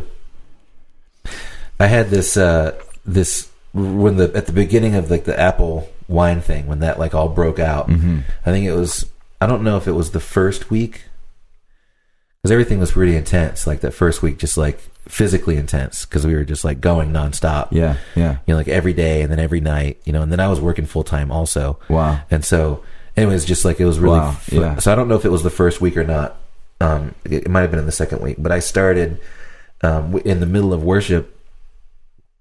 I heard this. The worship was like going really hard, and the whole house is totally into, like, everybody's there because of desire, right? Like the whole place is just electric, and then in the middle of worship, I heard this really loud sound, and I thought something was wrong. I thought something that happened, like something was feeding back like crazy or something, because it was like so loud that it was like frightening, like that loud. It was like bzz, like so loud. And I looked, it was like it was coming from the ceiling, and it was just for a second, and then it stopped, and I, it was like mid song, so it just kind of kept going, like, okay, whatever. And then the next day came back and did the same thing again. Like we did same thing, like electric, everything's like so intense, and did worship, and this really loud, high pitched sound. I was like, it's definitely coming from the ceiling, but what is it? And then like the next day it came back again. This is a Wednesday. It came back again, and it's like, I was like, okay, something's happening. Like before we went into worship, I didn't say anything to anybody about it. Yeah. I was like, something's happening. Like, God, are you speaking? Like, what is this? Like, what's happening? And so, when it happened again, and then I was like, okay, what was that? God, what was that? And he said, he's like, you're hearing the future. Wow. Like, you're hearing something that's coming. Wow. And like, it just opened up in that, when he spoke, it was like, it all opened up all in a second in my mind, that it was like what I was hearing was, it was like there was a window, that I was standing outside of a window of like a coliseum, like of a place where like a giant venue, like a big, like 30,000 kind of, and then the window was opening, and I was hearing the worship coming out from the inside. It was like, it was wow. Like, cause it was so intense. And so like, and I actually like things definitely intensified here in worship, like over that, from then until now, but I was waiting for, cause obviously it was something obviously different. There was intensity was only a part of it. It was a different type of sound also. So I kept waiting, and at times I'd hear different sounds and think maybe that's it. Like when Steve started coming, like he had a whole panoply of different types of sounds, and so I wondered if that was maybe if there was something there. Sure. And like, and just some of the stuff that he would do, creatively, and so I kept kind of watching, and because like maybe it might not be me, it might be somebody else. Like I don't know what it is. And it was at the and then at the women's conference. So this is like what, 3 years have gone by. Yeah. So at this last women's conference that we just did. Yeah, I only heard about it. I heard it's epic. It's just crazy epic. Like I had heard this. I had just heard this kind of like this teaching about how to lead worship so that the presence of the Lord would come, you know, and you know, like, and I hated it. I hated the teaching that I heard, and I was like absolutely opposed. But I had heard it, and I was like, you know what? I just felt like I needed to honor it. Wow. And you know, especially because I didn't want to, you know, like I was like, okay, I'm gonna honor this thing, and so I did. Like I planned my set list, which you know how rare that is, and so you know, like I actually planned it kind of based on this kind of teaching or this like this method, yeah. And in the middle of the first song, everything turned.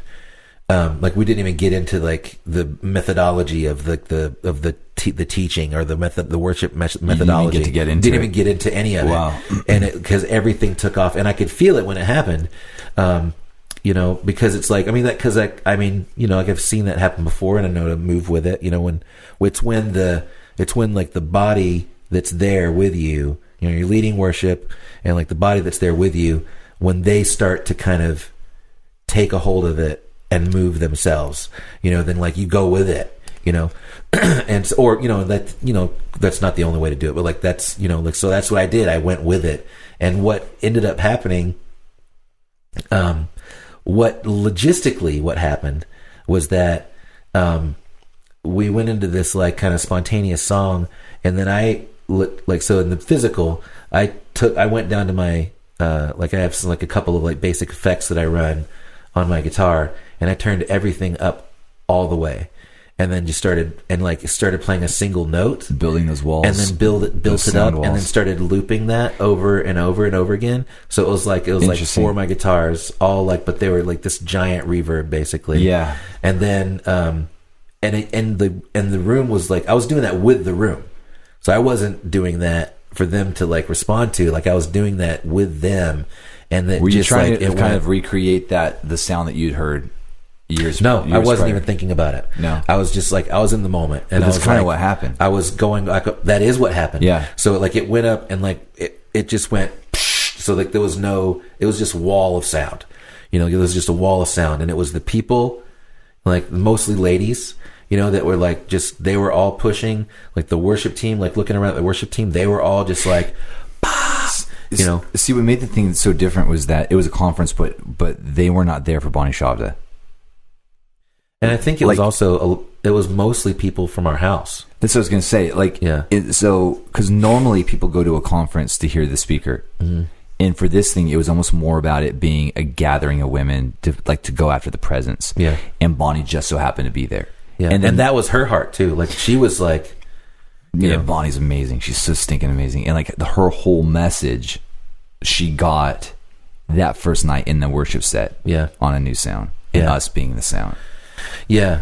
You know, so like I feel like it gives me goosebumps, man. For that to happen, it's like, you know, when that you know, when that all happened, I was like, man, that was great. So this was just me like walking away from that. Yeah. I was like, because I went into it thinking like, you know, this is a women's conference, you know, and this is like an all dude worship team, you know, and you know, I was just conscious of that, and you know, just whatever, you know, I was just conscious of that, and because I was like, is this appropriate? Yeah, I was asking that just in myself, like in my mind, but an all dude, all wearing all black and all with beards and hats on backwards. Perfect. you know, very dude like. You know, and I was just like, is this okay? You know, like, I think it's probably fine.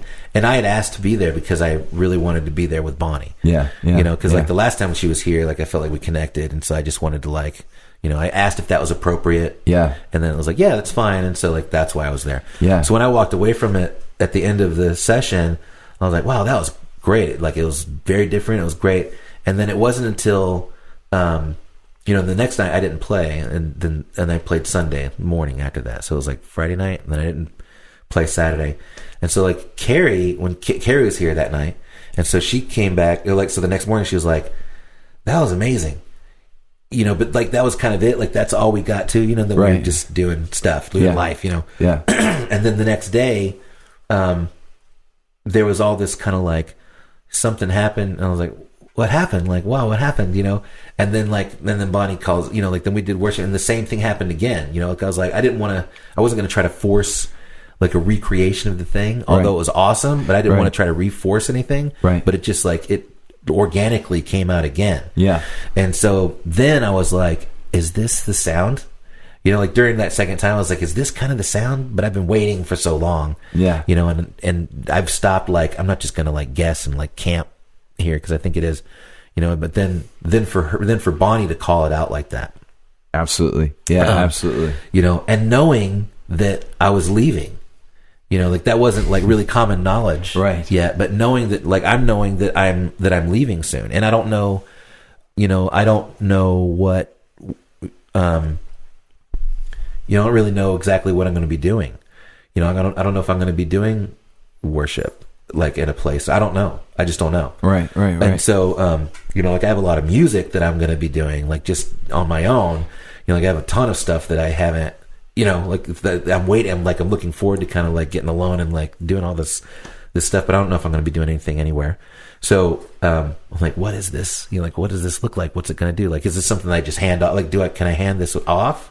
You know, like, what do I do? Like, what's my role here? So it's, you know, it's just very interesting. You know, now it's here. Now we're here. Like, we're about to leave. And so, like, what? 2 weeks? Yeah, like 10 days. Yeah.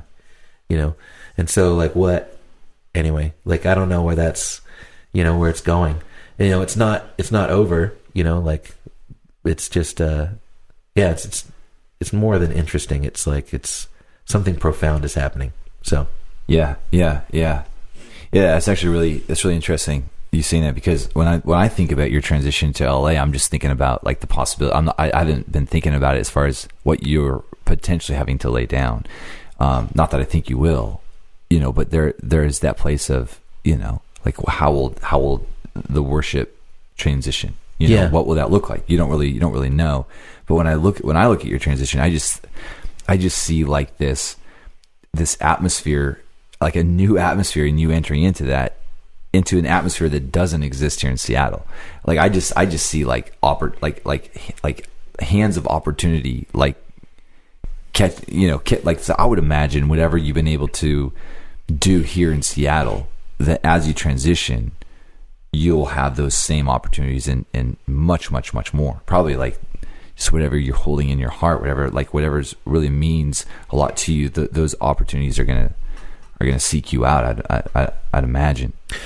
Yeah, I mean, when I came to Seattle, I had been like touring like with the band full time for like 2 years, doing worship, you know. And so like it was like I had a ton of like practical experience. Like, I mean, we were like leading worship like every day, like 2 or 3 times a day, you know, like playing gigs like all over the place. You know, so like I had a lot of that. And so when I came here, and I wasn't really like seeking out like doing worship anywhere, but it was like I had done it a lot, you know. And I think I got at least twice I got called for some reason to come here and lead worship, but for some like for events of some kind, you know. And it was like I remember the first time that I came here, and it was like I think it was Randy Clark, and was doing a conference here. You were here for that? Wow. And I was like, I'd never seen anything like that before. Wow. I mean, just as it was like Heidi Baker I don't remember Lance Wallnau. I don't remember like the speakers. I remember the people on the floor. You know, like I remember the atmosphere, the environment. Yeah, and like the people, like the worshipers. Like that's what sticks out specifically in my mind is people that were like Chad was here up in front of that thing. Really, that's funny. On his face, he went like had this incredible. He's like, when he came here in 2011, he's like, I've been here before.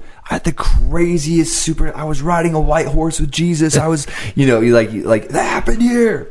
I just remember the passion, like the people, like the way that people were worshiping was so wild. Wow. That's what I remember about it. Wow. You know, and then like I got invited because somehow Greg told whatever, and then that's when I met Dave Moot. Yeah.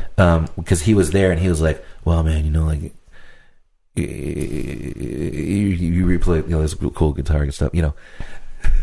That's pretty good. You know, and then that was it, you know, and then I ended up on the worship team at Casey Treat's place, and I was there for a couple years, and then came here, and then you asked me to kind of play with the band. So anyway, my point is that like when after being on 2 years with a legit rock band, and then you came here and I was leading worship from the guitar. Well, and I didn't actually know how to play the guitar. I've never known how to play the guitar, and yet I was leading worship from the guitar. You gave me that guitar. I know. Later. Yeah. I traded it for an amp. Well, so so when I came in, like this was like, as I was playing at Casey Treat's place, I was just like I was just a musician on the team. You were just one of 15 acoustic guitar players. Yeah. And the least skilled, certainly. And then coming here, like then I was like in a place where I was actually leading worship, and so I was like, okay, I know how to lead worship, I know how to do this, and I did, I did have that experience, and it was legitimate and real, but it was coming into a new place, into a new environment, and a new atmosphere, like into a totally new people group, like I didn't know, and so some of it was just different, and so like what I had done before. Like a lot of it didn't necessarily apply atmospherically. Like some of it didn't apply atmospherically, or like in the environment that we were in, And so, I unlearned a lot of stuff and started doing things like I was responding to the environment that was here, and with what was inside me, right? Like, and so like it took me a long time to learn how to like really do that well, ish. And so I think of the transition, and then like now going to this new place where like, I think we're like, interesting. I have come to like a level of maturity in ministering with music, but that doesn't mean that like, I'm going to know how to do it in this new environment or atmosphere, like there's something that's, so I have zero expectation of like walking in and being like, oh yeah, I know how to lead worship. Yeah, I could lead worship here. You ready? Are you ready? Just get ready for this. Which that's cool because we've seen that before. Yeah, right. I mean, that's it's. Yeah. So it's good not to. It's good not to be. It's good to try not to be that guy. Yeah, don't do that. Like don't be a jerk. Yeah, be humble. Be cool. Try. Yeah. Try to not be a jerk. So that's what I'm saying is I'm going to try not to be a jerk. That's good. That's good. Rule number 1. You could say like as you're just checking out churches and stuff. This always works. Just be like, you like Chris Tomlin, and then be like, and wait for the answer because of course they're going to say yes because everybody loves Chris Tomlin, and be like, you're really going to love me. I promised myself. That you were going to go there. That I wasn't going to talk about. Do you have a backpack guitar? No, I don't. Get one. I want one actually. Like a camping guitar. Oh. And then just like I want like a Baby Taylor. Like the straight body one? I think I'll probably be able to find one in Reading. You can find a lot of stuff in Reading. Get one and just wear it on your back all the time. Give me that guitar with a couple arrows. Give it to me. You're gonna go to Reading just because it's easy to rob people there. You know what I want is there was a company in Tacoma called Tacoma Guitars, and they're not around anymore. Yeah, but they were made. I remember being like a teenager and seeing like ads in like guitar magazines for these 2 guitars, and it was like now you have like the Baby Taylor and the Big Baby Taylor, and it's kind of like the lower. I mean, they have high-end versions of both of those, obviously. Yeah. Like high-end, very expensive, very nice Baby Taylors. Like they're like anyway, but this was like it was the Papoose and something else. The Papoose was like a smaller guitar, and it was like just like it was like the Baby Taylor is, right? Yeah. And so there wasn't a lot like that. They were like student guitars and parlor guitars, but this was just like a mini guitar. And man, I want one of those so bad. I'm just saying that. So if anybody has one, because they don't make them. Yeah, they don't make them anymore. Yeah, so there's a few floating around. What's your Twitter handle? Yeah, the Manifested Sons. Yeah. On Instagram. Yeah, JC at themanifestedsons.com. Yeah. But yeah, man, I really want one of those so bad. So it's not really a backpacking guitar. I'd actually have to be really careful with it and like don't touch it. So. You just made me think of. So you still making sheaves? No, really? No, I I made my last sheath a couple months ago. A couple minutes ago, while we were doing the podcast. The podcast, I had it in the oven. I was like, no, click, click, click, click. I don't do that anymore. Click, click, click. I sold my last 3 a couple months ago, or maybe about a month ago, and I was gonna just get rid of everything, like all the stuff. Like I turned off the auto renewal on my website. Yeah. I turned off the shop, so like my website's still there. It's still got like content on it, like, but you can't, like, all the sales stuff doesn't work, like, and none of it clicks through to buy. So I was just gonna like liquidate everything, like all my tools, everything. Right. But then when it came down to, as I was packing stuff up, I was like, I don't know, like, so I was able to pack like everything up into like a pretty big sized. Was there not tub, so you are going to take it with you to LA? Yeah, I mean, it's in a box. Yeah. Like the tools, like some of the stuff, like a lot of the things that I used to make the stuff, I invented. It's like it didn't exist. Like I figured out how to do things. That's awesome. Like That's I made incredible. Tools or like molds or like production things. But then the other stuff that like like power tools and stuff you can get anywhere. So I should have got you to make a sheath for my sword, the one that I keep here in the office, because I can't wear it now. Did you not? I mean, would you be able to sell the business? Is because I just think of like your beautiful, just the beautiful brand and everything that you established, and also it seemed like at a certain point you had to actually intentionally slow things down because you couldn't keep up with the demand. Yeah, that's true. Well, that's what I mean. Like I haven't spent a lot of time, really any time, talking to Father about it. Yeah. I did feel like it was going to be something that I was going to lay down. Okay. But I didn't know whether or not I was going to let it be dead. Yeah. And so I've packed all this stuff up into a box, so it's cool. And we'll take it with us. Cool. I mean, if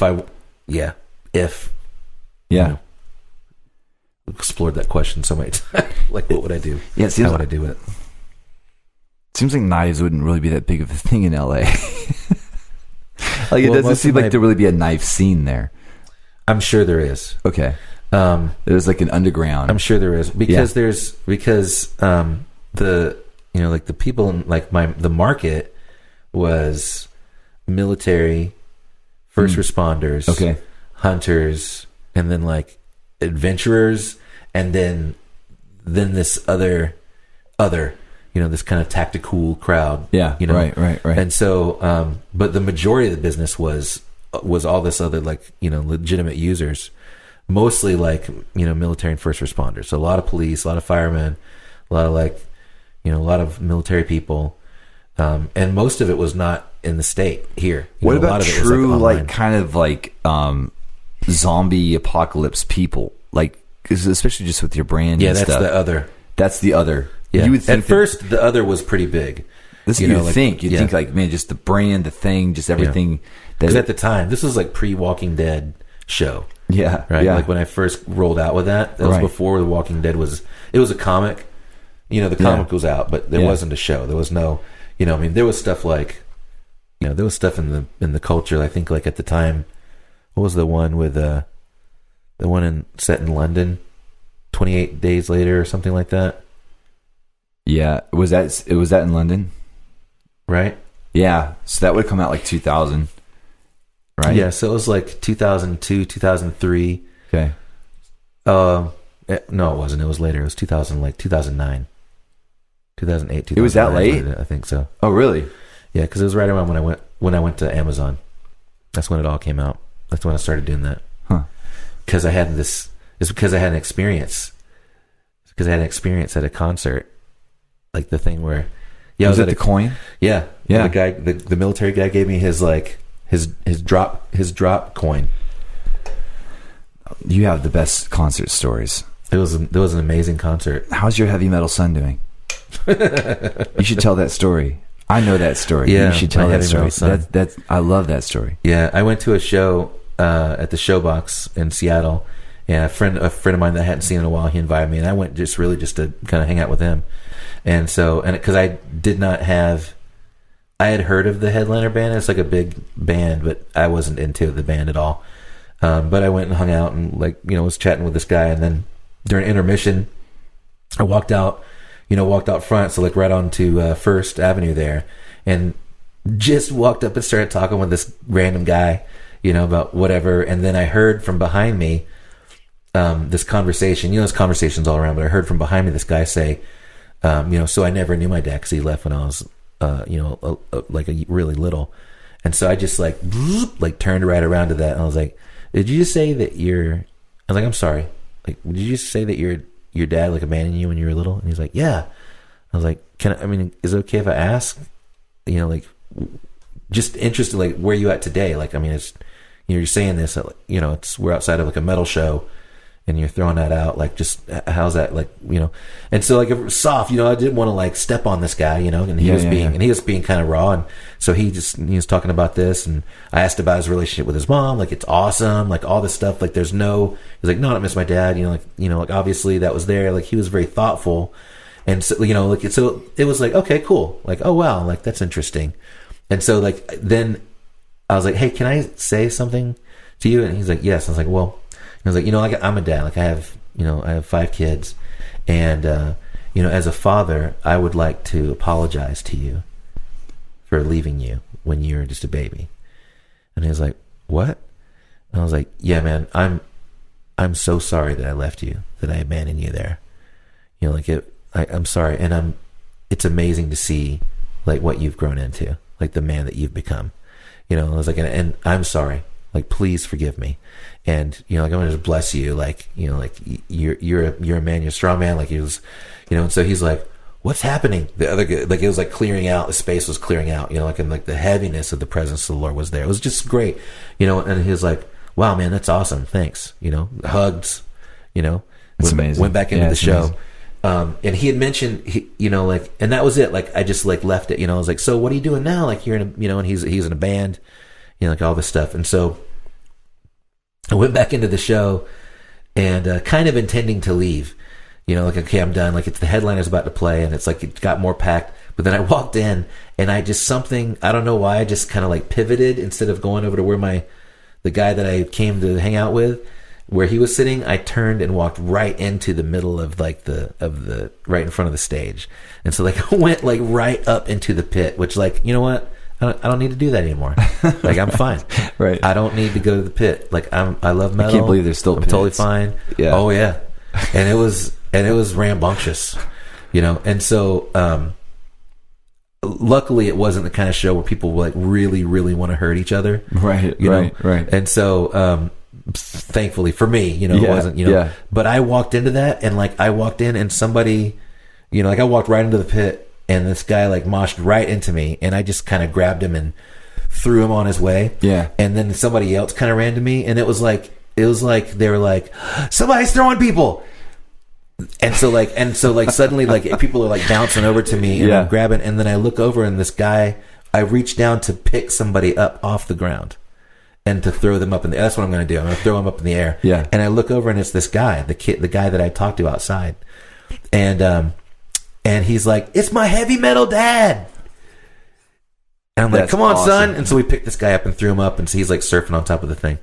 So then, then I was like, okay, now I'm done. Yeah. And so then I left. And so then, I had like taken down on my phone when he was going to have a show. So you ministered to him, and then you like saved him from getting crushed in a mosh pit. He's like, that's my heavy metal dad. That's my heavy metal dad. Yeah. And so then a few weeks later, he had a show lined up, and I went to the place where he had this little venue, and I went and I walked in, and he was like, on purpose. Yeah. I went to see his band. Yeah. I went there to see his band, and he's like, that's awesome. Guys, look, it's my heavy metal dad. And he's like, I can't believe you came here. I was like, why wouldn't I come here, my son? Like, I'm so excited to see your band play. And he was like, whoa, like it really took it to this, like another level, with him. And so that's incredible. He's like, well, you really want to be a part of my life. And I was like, I do want to be a part of your life. Wow. Son. So like that was really something. Yeah. I love that story. Yeah. It's such a cool story. Father. It made me totally think of, do you remember, when you and I went to the Jack Frost conference together? Yeah. Yeah. And Jack was doing that with people. Do you remember that? From like a mother. It was I thought he was doing like a mother, like from a mother. Oh, he was? That's what I remember. Like because I went up and he like laid down on top of me. No, I don't remember that at all. Had you been exposed to like that hardcore of a father message before? This is interesting.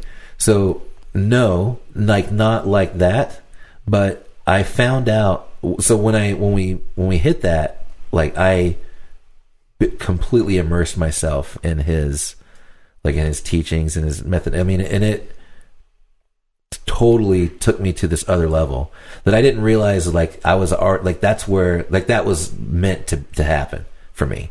Like it totally turned me into this like, and it just kind of nudged me in this other like and along the same path that I was already on, towards Father and this very Father thing, But yeah, I remember listening to his tapes, like walking down the streets of Seattle, and just getting like listen to it over and over and over and over again, and then finally something would hit me, and I would like almost pass out like on the street in Seattle.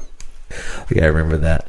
So the reason that's funny is that like I found like listening to this like a bootleg tape of a Jack Frost meeting where he's talking to ministers. It's not like a like an open conference, like a ministers conference, and he was talking about, I can't remember the dude's name now, but essentially like where he got the whole like the revelation of the Father's heart.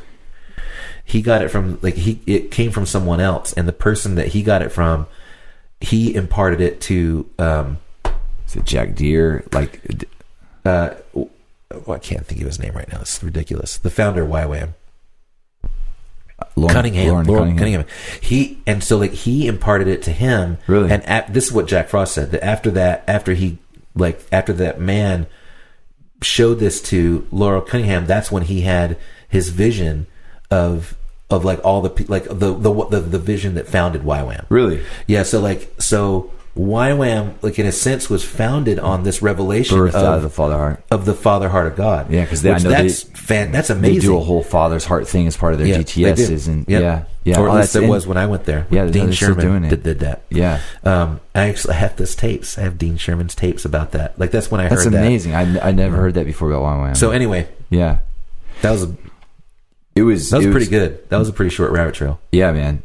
I just remember being like, Gil, where are you taking us now? Like we'd just done like the Cleansing Streams retreat. Yeah. And now she's taking us to this. And I just remember being, it was so deep. It was so impactful that me in my adolescence didn't know how to handle it. Mm. I just remember thinking, if he approached me out like and just tried to walk me through a process like he was walking other people through, I don't think I would have had I don't know how I would respond. Greg Daly got so impacted by Jack Frost's ministry. Yeah, he did. And I remember that Greg was doing that kind of identification, repentance, standing in the gap for dads. And I remember I was pretty close to the front row. I might have been on the front row, and I just remember like praying, like, God, I can't handle that. Like, I don't know how I'll be able to handle that. Yeah. But actually, that's why I'm here, is because Gail stood in the gap. Not as a father, but as on behalf of the church. And so that is so powerful. In fact, I remember one time I did it with my uncle, and like my uncle was raised in the church, but completely turned his back on the church, God, everything. Like he was anti-God and the one that plays piano. Yeah, anti-God and anti-church. Mm-hmm. And this is not that long ago. This is like 2015, 2014, somewhere in there. He's at our house. He had to pick something up, and my dad's there, and in my uncle, if you said anything about Jesus or anything, because people witnessed to him his whole entire life, he was like the black sheep of the family. Right. If you said anything about God, he would cuss you out. He didn't care who you were. Right. Like he cussed out Gail. He was done with it. Like just done. Yeah. Like just don't. And for whatever reason, we're sitting in there at our dinner table, and somehow stuff started coming up, and I started sharing with him some of the sozo stuff. Mm. It's like if you have issues with your own dad, you're gonna have issues with the Father. If you have issues with your own siblings, you're gonna have issues with Jesus. Right. With your mom, you're gonna have issues with the Holy Spirit. And he's like, what? Like he was so curious. It was so like anti-religious. Right. He started asking questions. I was like, look at the relationship you had with your dad, with my grandpa. Like that was severe. Like there are judgments there. He let me talk to him, that, you know. Yeah. And then I started doing what you did with your heavy metal son. Yeah. I was like, hey, so I was like, I'll stand in the gap for your dad who's not around anymore. And so I started going into it, and he was like, what are you doing? He's like, what are you doing right now? Like, I don't get that. You haven't done anything. But, you know, I don't know the significance of that for him. Mm-hmm. He let me kind of finish. He's like, yeah, of course, you know. But he's come around, man. Like, he's not like an evangelist or like an attendant minister or nothing. Mm. But he came completely around. His wife got healed of cancer. Wow. Like, he's not anti-God anymore. He's not anti-Jesus anymore. Like, he's actually really open. So it's so powerful, this whole thing of like the character and nature of God as Father. And yeah, there was a time period where I was really digging into that, into Jack Frost stuff and listening to all the stuff like over and over again and trying to kind of like process it. Cause honestly, it's so enormous, you know, like it's really straightforward and simple, really. Yeah. But it's so enormous. It's so different, you know, or at least it was different for me. Like, I didn't see God that way. I mean, that's when God came to me and, you know, on August 11th, 1996, you know, and was like, you know, spoke to me. I was concerned that I couldn't do it because I couldn't live up to his expectations. Wow. You know, like that was my whole thing. And I had come to the place where I understood that, you know, and I was like, I'm saying no because, you know, like I'll just disappoint you again, you know, and he revealed himself to me as a father. Wow. Like that like, I love you because you're my son. Wow. And I was like, what? Like I could just barely grab onto that, but that changed everything for me. And so coming off, you know, through this, you know, is always for me, it was always like Father. That's where he was really speaking to me in that way. And so when Jack Frost stuff came up, like, you know, like I was going to college at the time, and so I was like riding the bus back and forth. Like, I lived with Greg and Mary Daly, you know, in their house. Like, you know, we were married, like living in their house, and you know, that's great. And you know, so, but I remember like things would just like magnets, like people like magnets would just like come to me, and like I wouldn't approach anybody. Like, I wasn't approaching anyone. People were coming to me and saying, like, I was at a bus stop, a crowded bus stop one morning at like 8:00 in the morning on a business day, you know, so it's like it's raining, so we're like under the bus cover, and the whole thing's packed with like all these people getting ready. They're going to Seattle, go to work, and I'm like listening to music in my headphones, and I see motion out of the corner of my eye, and look on the other side of the bus little shelter, this guy is like pushing through all the people coming, and I was like, he's coming to me. He's looking at me. I was like, okay. So I just took out my headphones and like put them in my pocket. I'm like, what's up? You know, and he's like, hey man, are you a preacher? I was like, sure, I'm a preacher. And he's like, well, you know, last night I met my real father, my birth father, for the first time. And he's like, I'm in my 40s, you know, and I just met him for the first time. And he told me that he was like, a total stranger. And he's like, I met my birth father for the first time last night, and he told me that he left because he never wanted to see me again. He didn't want to see me now. And I was like, you know, but your real father's not like that at all, you know. And I just started talking, and he's breaking down, he's weeping. People are like, you can't, the only way to get away from us would be to step into the rain. And so people are like forced to kind of watch this. Wow. Hardcore, you know. And I'm like, Father, you know, like, your father loves you, you know, like, and you are his son, and he is so happy with you. Like, he isn't disappointed, you know, like all this stuff. And he's just like snot, you know, like he's like just going crazy. And, you know, we got on the bus and we continued the conversation until like I got off the bus, and I was like, all right, man, you know, like, I'm done with you now, but like, you know, like clearly something's happening with you, like, you know. And then I don't know, it wasn't much later than that, like maybe a week later, I was sitting in front of another bus stop in front of the Key Arena, and just sitting there, again, listening to music. Like, there's a bunch of other people like all going their way, and this group of First Nation guys come up, maybe 10 of them, and it seemed like, I'm guessing they were drunk. I mean, they're pretty like wobbly, and they were yelling and stuff, and they came up and like drove everybody away from the bus stop. But I was like, I'm not leaving. This is my bus stop.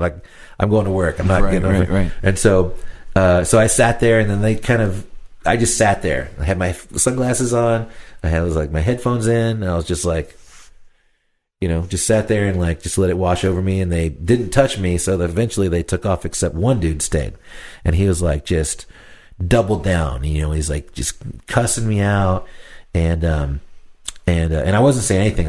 I'm not gonna get beaten up here. I'm like, okay, what do I do? What do I do here? And so Father, do you want to do something here? And then the guy starts saying, so then this guy's like, you don't understand, the importance of our culture.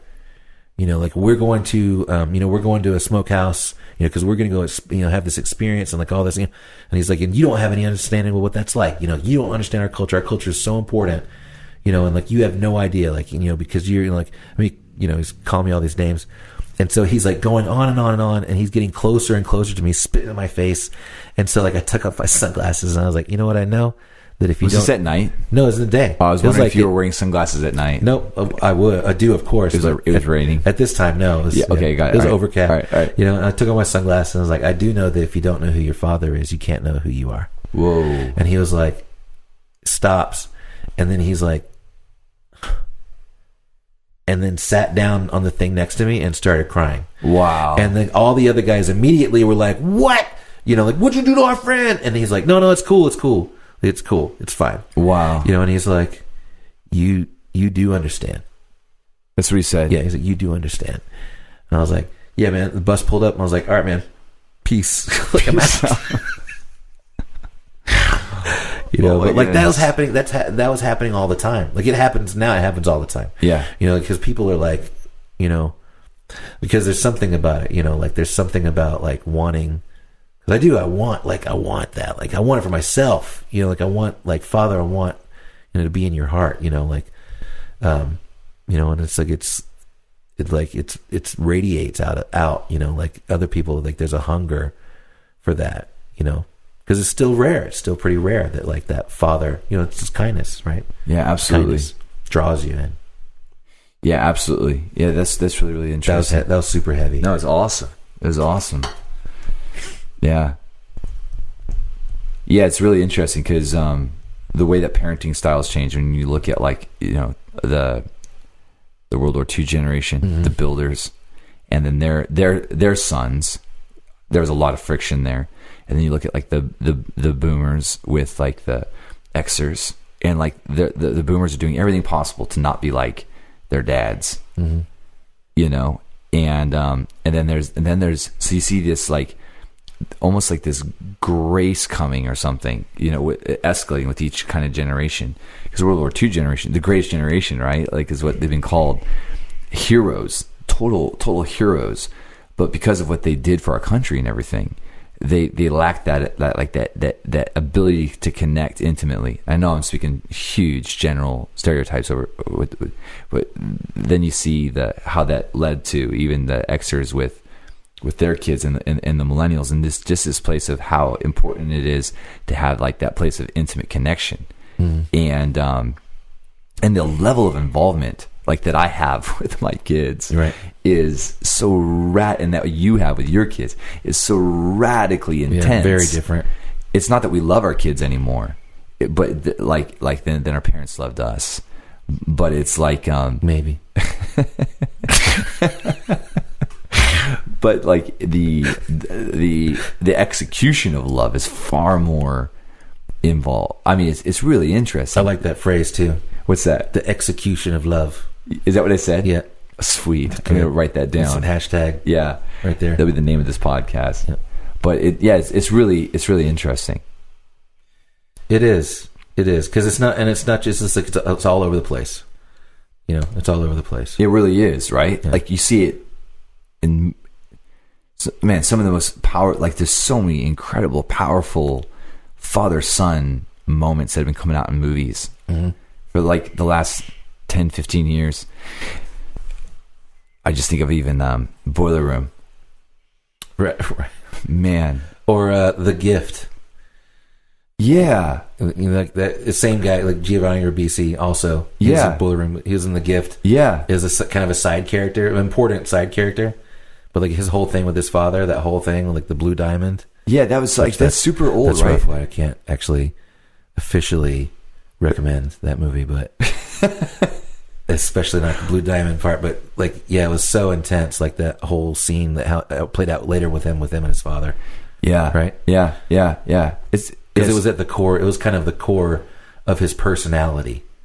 It revolved around that whole thing, and then how he took it into his own hands and dealt with it. Yeah, I'm gonna have to go back and watch. When did that movie come out? I don't know. And it was is that 90s?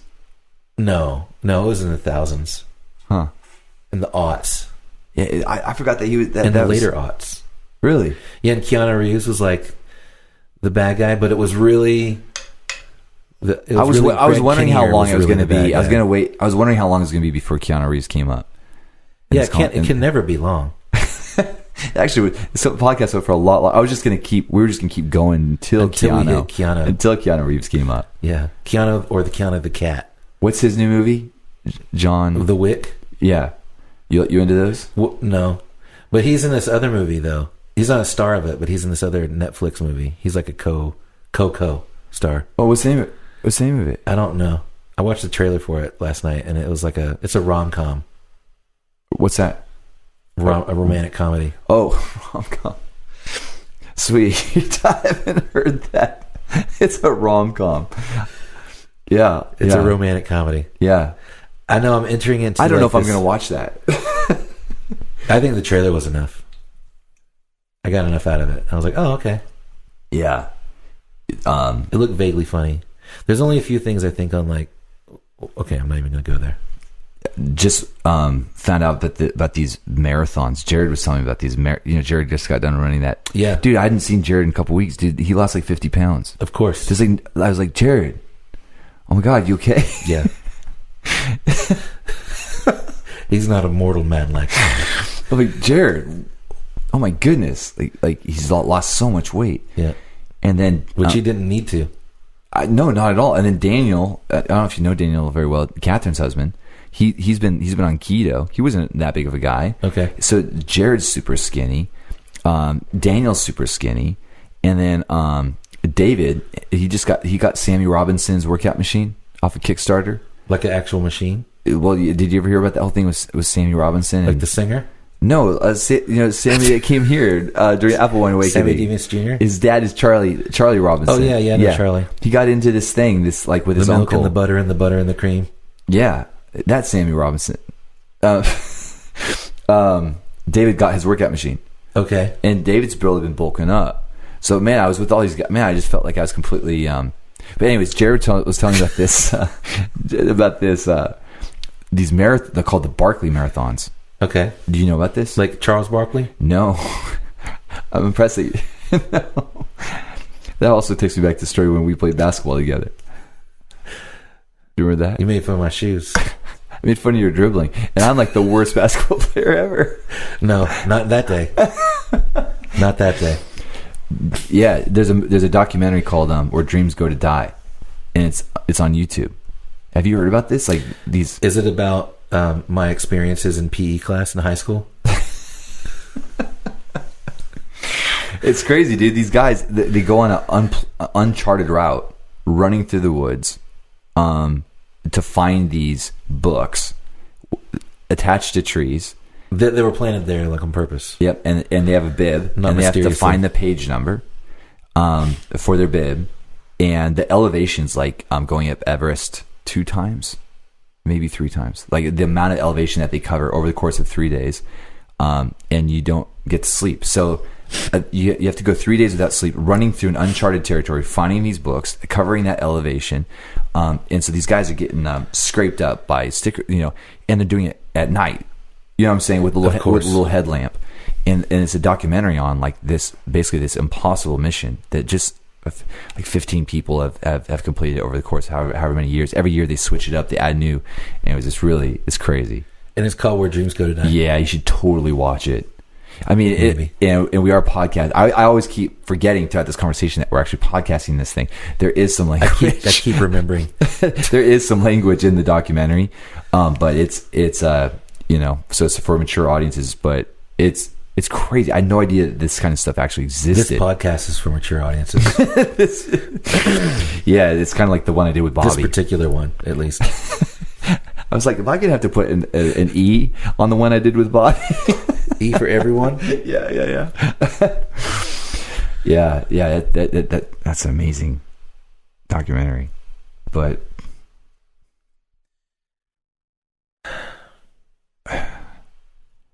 so LA 2 weeks. Yeah. Awesome. And you got some gigs lined up there? Like some voiceover type stuff that No, not exactly. I have it's the whole thing that you kind of got to get there first, and then you start going through the proper protocol with that industry. Yeah, some there's nothing written down. Sure. You know, I've had a couple of like good strong conversations, you know, so like I'm you know, I have like some assumptions based on those conversations, and like I have no reason to doubt that it would go through. Like it's all really good, you know, the man that I've been talking with down there. But no jobs yet lined up. Although I did just do my first Disney work. So really, yeah, that's amazing. Yeah, it is amazing. Yeah, it was amazing how it's all been amazing. Like it's all been really amazing. Yeah, it's gonna be crazy to be. I never really thought about this before. I was chatting with Titus when he was here, and he was talking about just the environment there, because he was here in Seattle, and then they moved back, and he's got his first feature that he's working on. Yeah, and but he was just talking about how like there, it's like everybody is like fiercely intentional in that whole entertainment kind of scene, not in a negative way. He's like, it's actually really kind of like exciting and inspiring. I know there can be a negative side of it because of the competition and stuff, depending on what you're trying to do. And I also think that there's probably a spirit in that, like a spirit of competition or a spirit of jealousy that you can probably engage with without even certainly without even realizing it maybe. Mm-hmm. But it was like, that's not in him. So for him, it was like, it's like an inspiring, because there's like this intent, and I don't think he used that language at all, but that's how I translate. And I thought that caused me to look at LA in a completely different set of lenses. What do you mean? Can you define what you mean? Like with there's like this intent to create entertainment almost in the atmosphere because of the quantity of content that's being created there, and just the magnetic pull that it has there for everything from filmmakers, directors, you know, actors. I thought that was really because we were talking about the independent film scene, and like how that's making a huge comeback right now, because it's always kind of like a swinging pendulum sometimes, and I just thought, man, to me, LA's never seemed that appealing to me, you know. Because I only think of it through the lenses of like competition, jealousy. Everybody's got like their headshots, like, you know, that's how I've typically kind of thought of LA. But thinking of that, there are these, and I'm hearing the same things about Austin, about like it's like a hub for creatives, and that doesn't mean like podcasters, musicians, screenplay writers. It's like people are being drawn to these regions, and man, that's radically spiritual, right? Like, I think too that there's a lot of this has been a thing for like a few years, but I think now it's getting bigger and bigger, that there's this suck for more creative, you know, for like stuff that there's a need for it, because there's, you know, really big players in the field right now that have like Apple now stepping into like doing creative, you know, content creation, you know, with their like TV thing, like they're going to be like another Netflix, right? Like, I know about that. Yeah, Apple just announced that they're going to start this interesting kind of thing, similar to Netflix, right? Interesting. And then like Amazon obviously is doing something already. They're trying to. Google is, you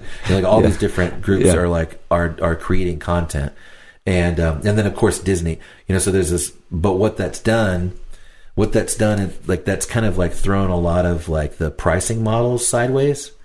You know, because now there's a lot more creative, but a lot of it is like really quick turn. Yeah, right, stuff, right. Like Netflix is like producing so much stuff. And it's crazy. A lot of whatever. Like, it's just producing a lot of content. Yeah. And so, and a lot of it's like just kind of fast. It gets in and it's out. Yeah, right. You know, and so that's all happening. So like pricing models are changing, which means that the agencies' models are changing, which means that their talent is changing, and that's writing talent, acting talent. Changing for the better? Changing.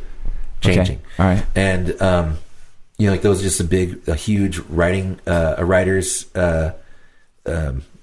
strike. I don't know if you heard about that, but like basically the guild, like the Writers Guild commanded all of their members to fire all their agents. Really? And like 98% did. Like all the writers for like TV, movies, everything. Like they all fired their agents. Yeah, there was only a few that didn't, and they were very publicly like, "Here's why we didn't do that." But then that also means that they're out of the guild now. So like, you can't produce, like, if you know the way that all those guilds work is that like you can't produce stuff without, you have to use a guild member. If you don't, then they'll just like blacklist you. Like you just can't do it. That's amazing. So anyway, so there's a lot of things that are changing, and so there's even a bigger thirst for more creative now, because all these companies like they don't want just more creative, they want like the best creative. Like everybody wants like the best, you know. Like today is like the final episode of Game of Thrones forever. Like it's over. Today is the end. Okay. And you know, I was just reading, like I knew that a few of these projects were coming, but like now that this is ending, everybody's like wanting, like is publishing that we're jumping on the same kind of the big fantasy world kind of thing. And like there's a Chronicles of Narnia series coming. Really? There's Amazon. I've known this for like a year, but Amazon's doing a Lord of the Rings television series. Really? Yeah. Amazon's doing it. Yeah. Hey. All right. Yeah.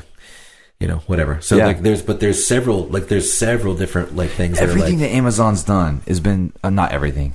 Maybe not their fashion wing, but like it seems like Amazon, they're executing stuff with such excellence, except for when it comes to their media. Like some of it, I mean, just as far as like not even the quality of the shows, but just the platform. Yeah, you mean for like the user experience, like just going through, you got to go click, click, click, click, click. Yeah. You know, versus like Netflix just redid their whole interface again. I think last week with their most recent update. I'm always the last person to update though. Maybe it happened a month ago, but I was like, man, they just updated again, and it's cooler. Yeah. Well, sorry, little rabbit trail there, but yeah, Netflix. I mean, like the Netflix, you know, like the director or whatever of UI for Netflix is he's like a TED Talk kind of guy. Like he's written books about like how user interface. Like I saw him speak a couple times when I was at Amazon. Yeah, sure. I love how they have it laid out. Yeah. But keep going. You're just talking about the quality of content and the amount of like content creators. Yeah, so there's quantity because they need like, you know, I mean, everybody's got like their own TV shows or their shows, their movies, their whatever. Yep. You know, and then and obviously everybody wants to have the one that everybody wants to watch. You know, because it's now you're not paying for the content anymore. You're paying for the platform. Right. You know, and so yeah, it's really interesting. So, you know, going down there into that atmosphere, you know, I don't really know how, you know, and I don't have a lot of personal knowledge of the you know, that whole scene. You know, like I'm a total noob, like really when it comes in, you know. Yeah. I mean, I can't remember every person's name that like directed and produced all these things. And like everybody, like when I walk into a room and it's all these people, you know, like actors and producers and stuff, like they know everybody, and like this person and that person worked on that show, and like this and that and the other. Like I'm like, you know, Andy Griffith, you know, like I don't know. Yeah. You know, like that was cool. Yeah. You know, like I'm doing voice impressions, people don't even know their names, you know, and you know, it's an interesting. That'll just come with the territory.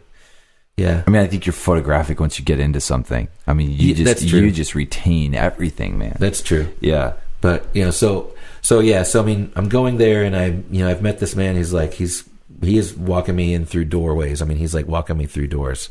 That's amazing. Which is amazing. Yeah, it's amazing. And I mean, you've had some incredible people really vouching for you and coaching you. Yeah, like people that really know their stuff. Yes. People that are radically competent in this industry. Oh yeah, I mean, like I was introduced to a man that that we know this guy. We think that you might get along with him, and he could probably help you if And I went to meet with this guy, and I actually asked the Lord on the way to meet him if he, I was like, is it Father, is it appropriate for me?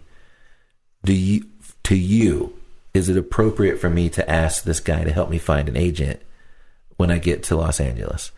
And I didn't hear anything, just like nothing. So I was like, okay, well, the question's out there, and we'll just see what happens. Yeah. And so when I got to the place where I was meeting him at, and I was in this, that was in a class that he was teaching. And when I got there, he was sitting outside waiting for me, and to get there, because I think I was late. I didn't know that I was, but I was incredible. Yeah. And so like, hate it when that happens. And anyway, what time did this start? It started at 10 a.m. But that was a pre-meeting at 9:30. Like I didn't know. Anyway, okay. I just didn't read the email. Yeah, so I showed up at 10. So I got there, and he's like, "Oh, I'm glad you're here. We're waiting for you." And he's like, I was having dinner with the owners of the studio here last night, and they told me you're a Christian. And I was like, yeah, I am. He's like, oh, so am I. Wow. Like, awesome. And he's like, yeah, I go to such and such a church. And I was like, oh, I go to this church. And, what are you doing? This and that. And these are kids and like all this stuff, And, and I don't really know a lot about the guy, And, that's incredible. I didn't know that he was in the Lego movie and that he was in The Incredibles and that he was like he did like all the voices for like Buzz Lightyear. And, like, I didn't know like all this stuff about him. Right. I didn't know anything about his pedigree. It was just like, hello. And so at the end of this like very brief conversation, like they told me you're a Christian. Yes, I am. This and that, and hello, and how are you, and all these things. Is like, well, is there anything that I can I do anything for you? I was like, actually, yes, you can. Like, I'm moving to Los Angeles, and like I've struggled with finding an agent, and is that something? He's like, oh, I can help you. I know 2 different agents. We can go to talk to these agents, and he's like, I can get you there, and then it's up to you, but I'll bring you up there. Wow. I was like, that's great. Wow. He's like, so you have your SAG card, right? I'm like, no, I don't have my Screen Actors Guild card. No, I don't, because I haven't ever done any SAG work, because how could I? And he's like, oh, well, you have to have a SAG card to do Hollywood work. I'm like, yeah, well, I just don't have one. I assumed that if I ever got some, that's how you get a card, it's like by doing the work. And he's like, oh, okay, well, I'll just sign for you. Your card. I was like, I don't know how that works, but that's amazing. Like, I don't know what's happening right now. I just got like triple down to what I was asking on the way over, and I don't know if you actually even understand the importance of that conversation. You know what I mean? That's incredible. So that's like, I'm going to go down and talk to this guy when I get down there. And, that's incredible. And see like what's up. So yeah, that's so exciting, man. It is. Yeah, it is. Yeah. It's exciting. It is exciting. It's all really very exciting. It's all it's really stretching. Like it's really stretching, because I've been saying, for years I've tried to position myself in this place that like I, like any choice that I have made, like after August 11th, 1996, like every decision that I made, every major decision that I made, I was like, okay, God, what is it that you want me to do? And I'm not going to move until you tell me what to do. That's how I started, and then when I went through my time at Y.W.A.M, and then after Y.W.A.M, and then I came here, and then when Carrie and I were married, like that's how we approached, like every decision that we made, like, God, what is it that you want us to do? Where do you want us to go? Where do you want us to go to church? Where do you want us to work? Like, how do you want us to do this? What about kids? When do you want us to have kids? Like, what do you want us to name our kids? Like all these things. And then, and then at a certain point, things got more intense, like, I want you to leave your job, son. I want you to leave your career. I want you to change careers to this brand new thing that you've never done before. And it's not going to show you're not going to make any money at it at first. So you're going to have to deliver pizzas, and and so like things just were really, really tough. And, when we came through all that, knowing, you know, I mean, this is like TMI, but like we knew, you know, Carrie and I knew the presence of the Lord was with us. Like we never felt abandoned by him. We always strongly felt the presence of the Lord. I mean, it was like almost like pillar cloud, you know, by day, pillar, you know, fire at night. It was almost like that intense. Wow. The presence of the Lord. But it was equally intense, like not knowing how we're going to like buy food or like pay for our mortgage or like anything. You know, I took my daughter out of dancing classes, which she loves, because I didn't know how to get, you know, so it was like all these things, really hard decisions. And we're like, you know, and of course, like weren't perfect and made mistakes and whatever, but, you know, and then coming to this place here now, you know, when the Lord was like, when he spoke to us finally, was like, I want you to go to Los Angeles and I want you to go to this place. He didn't give us any money. And he didn't give us like an address, you know, he didn't like give us any specific instructions on what to do, you know, so we're leaving here with like empty hands. Wow. In one sense, you know, and like from the outside, you know, like we're leaving like with kind of empty hands. Sure. And not knowing where we're going. Sure. Like literally driving a moving truck and not knowing where we're going to. Yeah. Yeah. You know, but also we're like, we've seen the Lord speak to us in this way. And we also have come to a place where we're like, Father, I no longer require you to explain yourself to me. Wow. You just tell me where it is that you want me to go. And I will not require from you that you tell me anything more than what you want to tell me, you know? So like so it's exciting. It's really scary and hard, you know? And so, in some ways, you know, but it's I don't know what it is. It's awesome. Yeah. And you know, yeah, it's a Bible story. Totally. And it's like every assignment, like from God, is like that. It's like he doesn't give us the why, and oftentimes he doesn't even give us the how. Sometimes, yeah. Yeah. And what I wish I would at least get sometimes is at least a timeline. Like, you don't have to tell me how we're going to do this, but just tell me, are we talking, is this like next month, or is this like 10 years from now? Right. You know? Right. But it's so interesting, because in the present, it's always difficult. When you look back in the past, you can see his track record of his faithfulness. Yes. And knowing too that like where we're going, like we don't actually, you know, I don't think he could tell me, and I probably wouldn't understand his explanation. Sure. You know, because I don't yet have a grid for whatever it is that he's calling us to. You know, in part, you know, like, and I have some information in part, like, you know, like these conversations I've had with this, you know, this literally a Hollywood icon, you know, like that I've, you know, like I've had these conversations with him, you know, so like I have that, like, that's kind of out there. And I've had some other things that the Lord has spoken to me about Los Angeles itself, and, you know, and what maybe I can see how maybe there are some ties between the things that he has been doing to me, with me in my heart, and something that I think that he's about to do in Los Angeles. That's really amazing, you know, but nothing specific, but there are some things that I can kind of sense that are out there. But yeah, some of the specifics, like, I think that I wouldn't be able to understand what they were, even if he told me. Yeah. Like, I would be like, what? You know, like, it's almost like you're not speaking English to me. Right. You know? Right. You know, but I think that's a journey that, you know, that God is calling all of us to, in this sense, that like we, you know, when we first come to the Lord, you know, he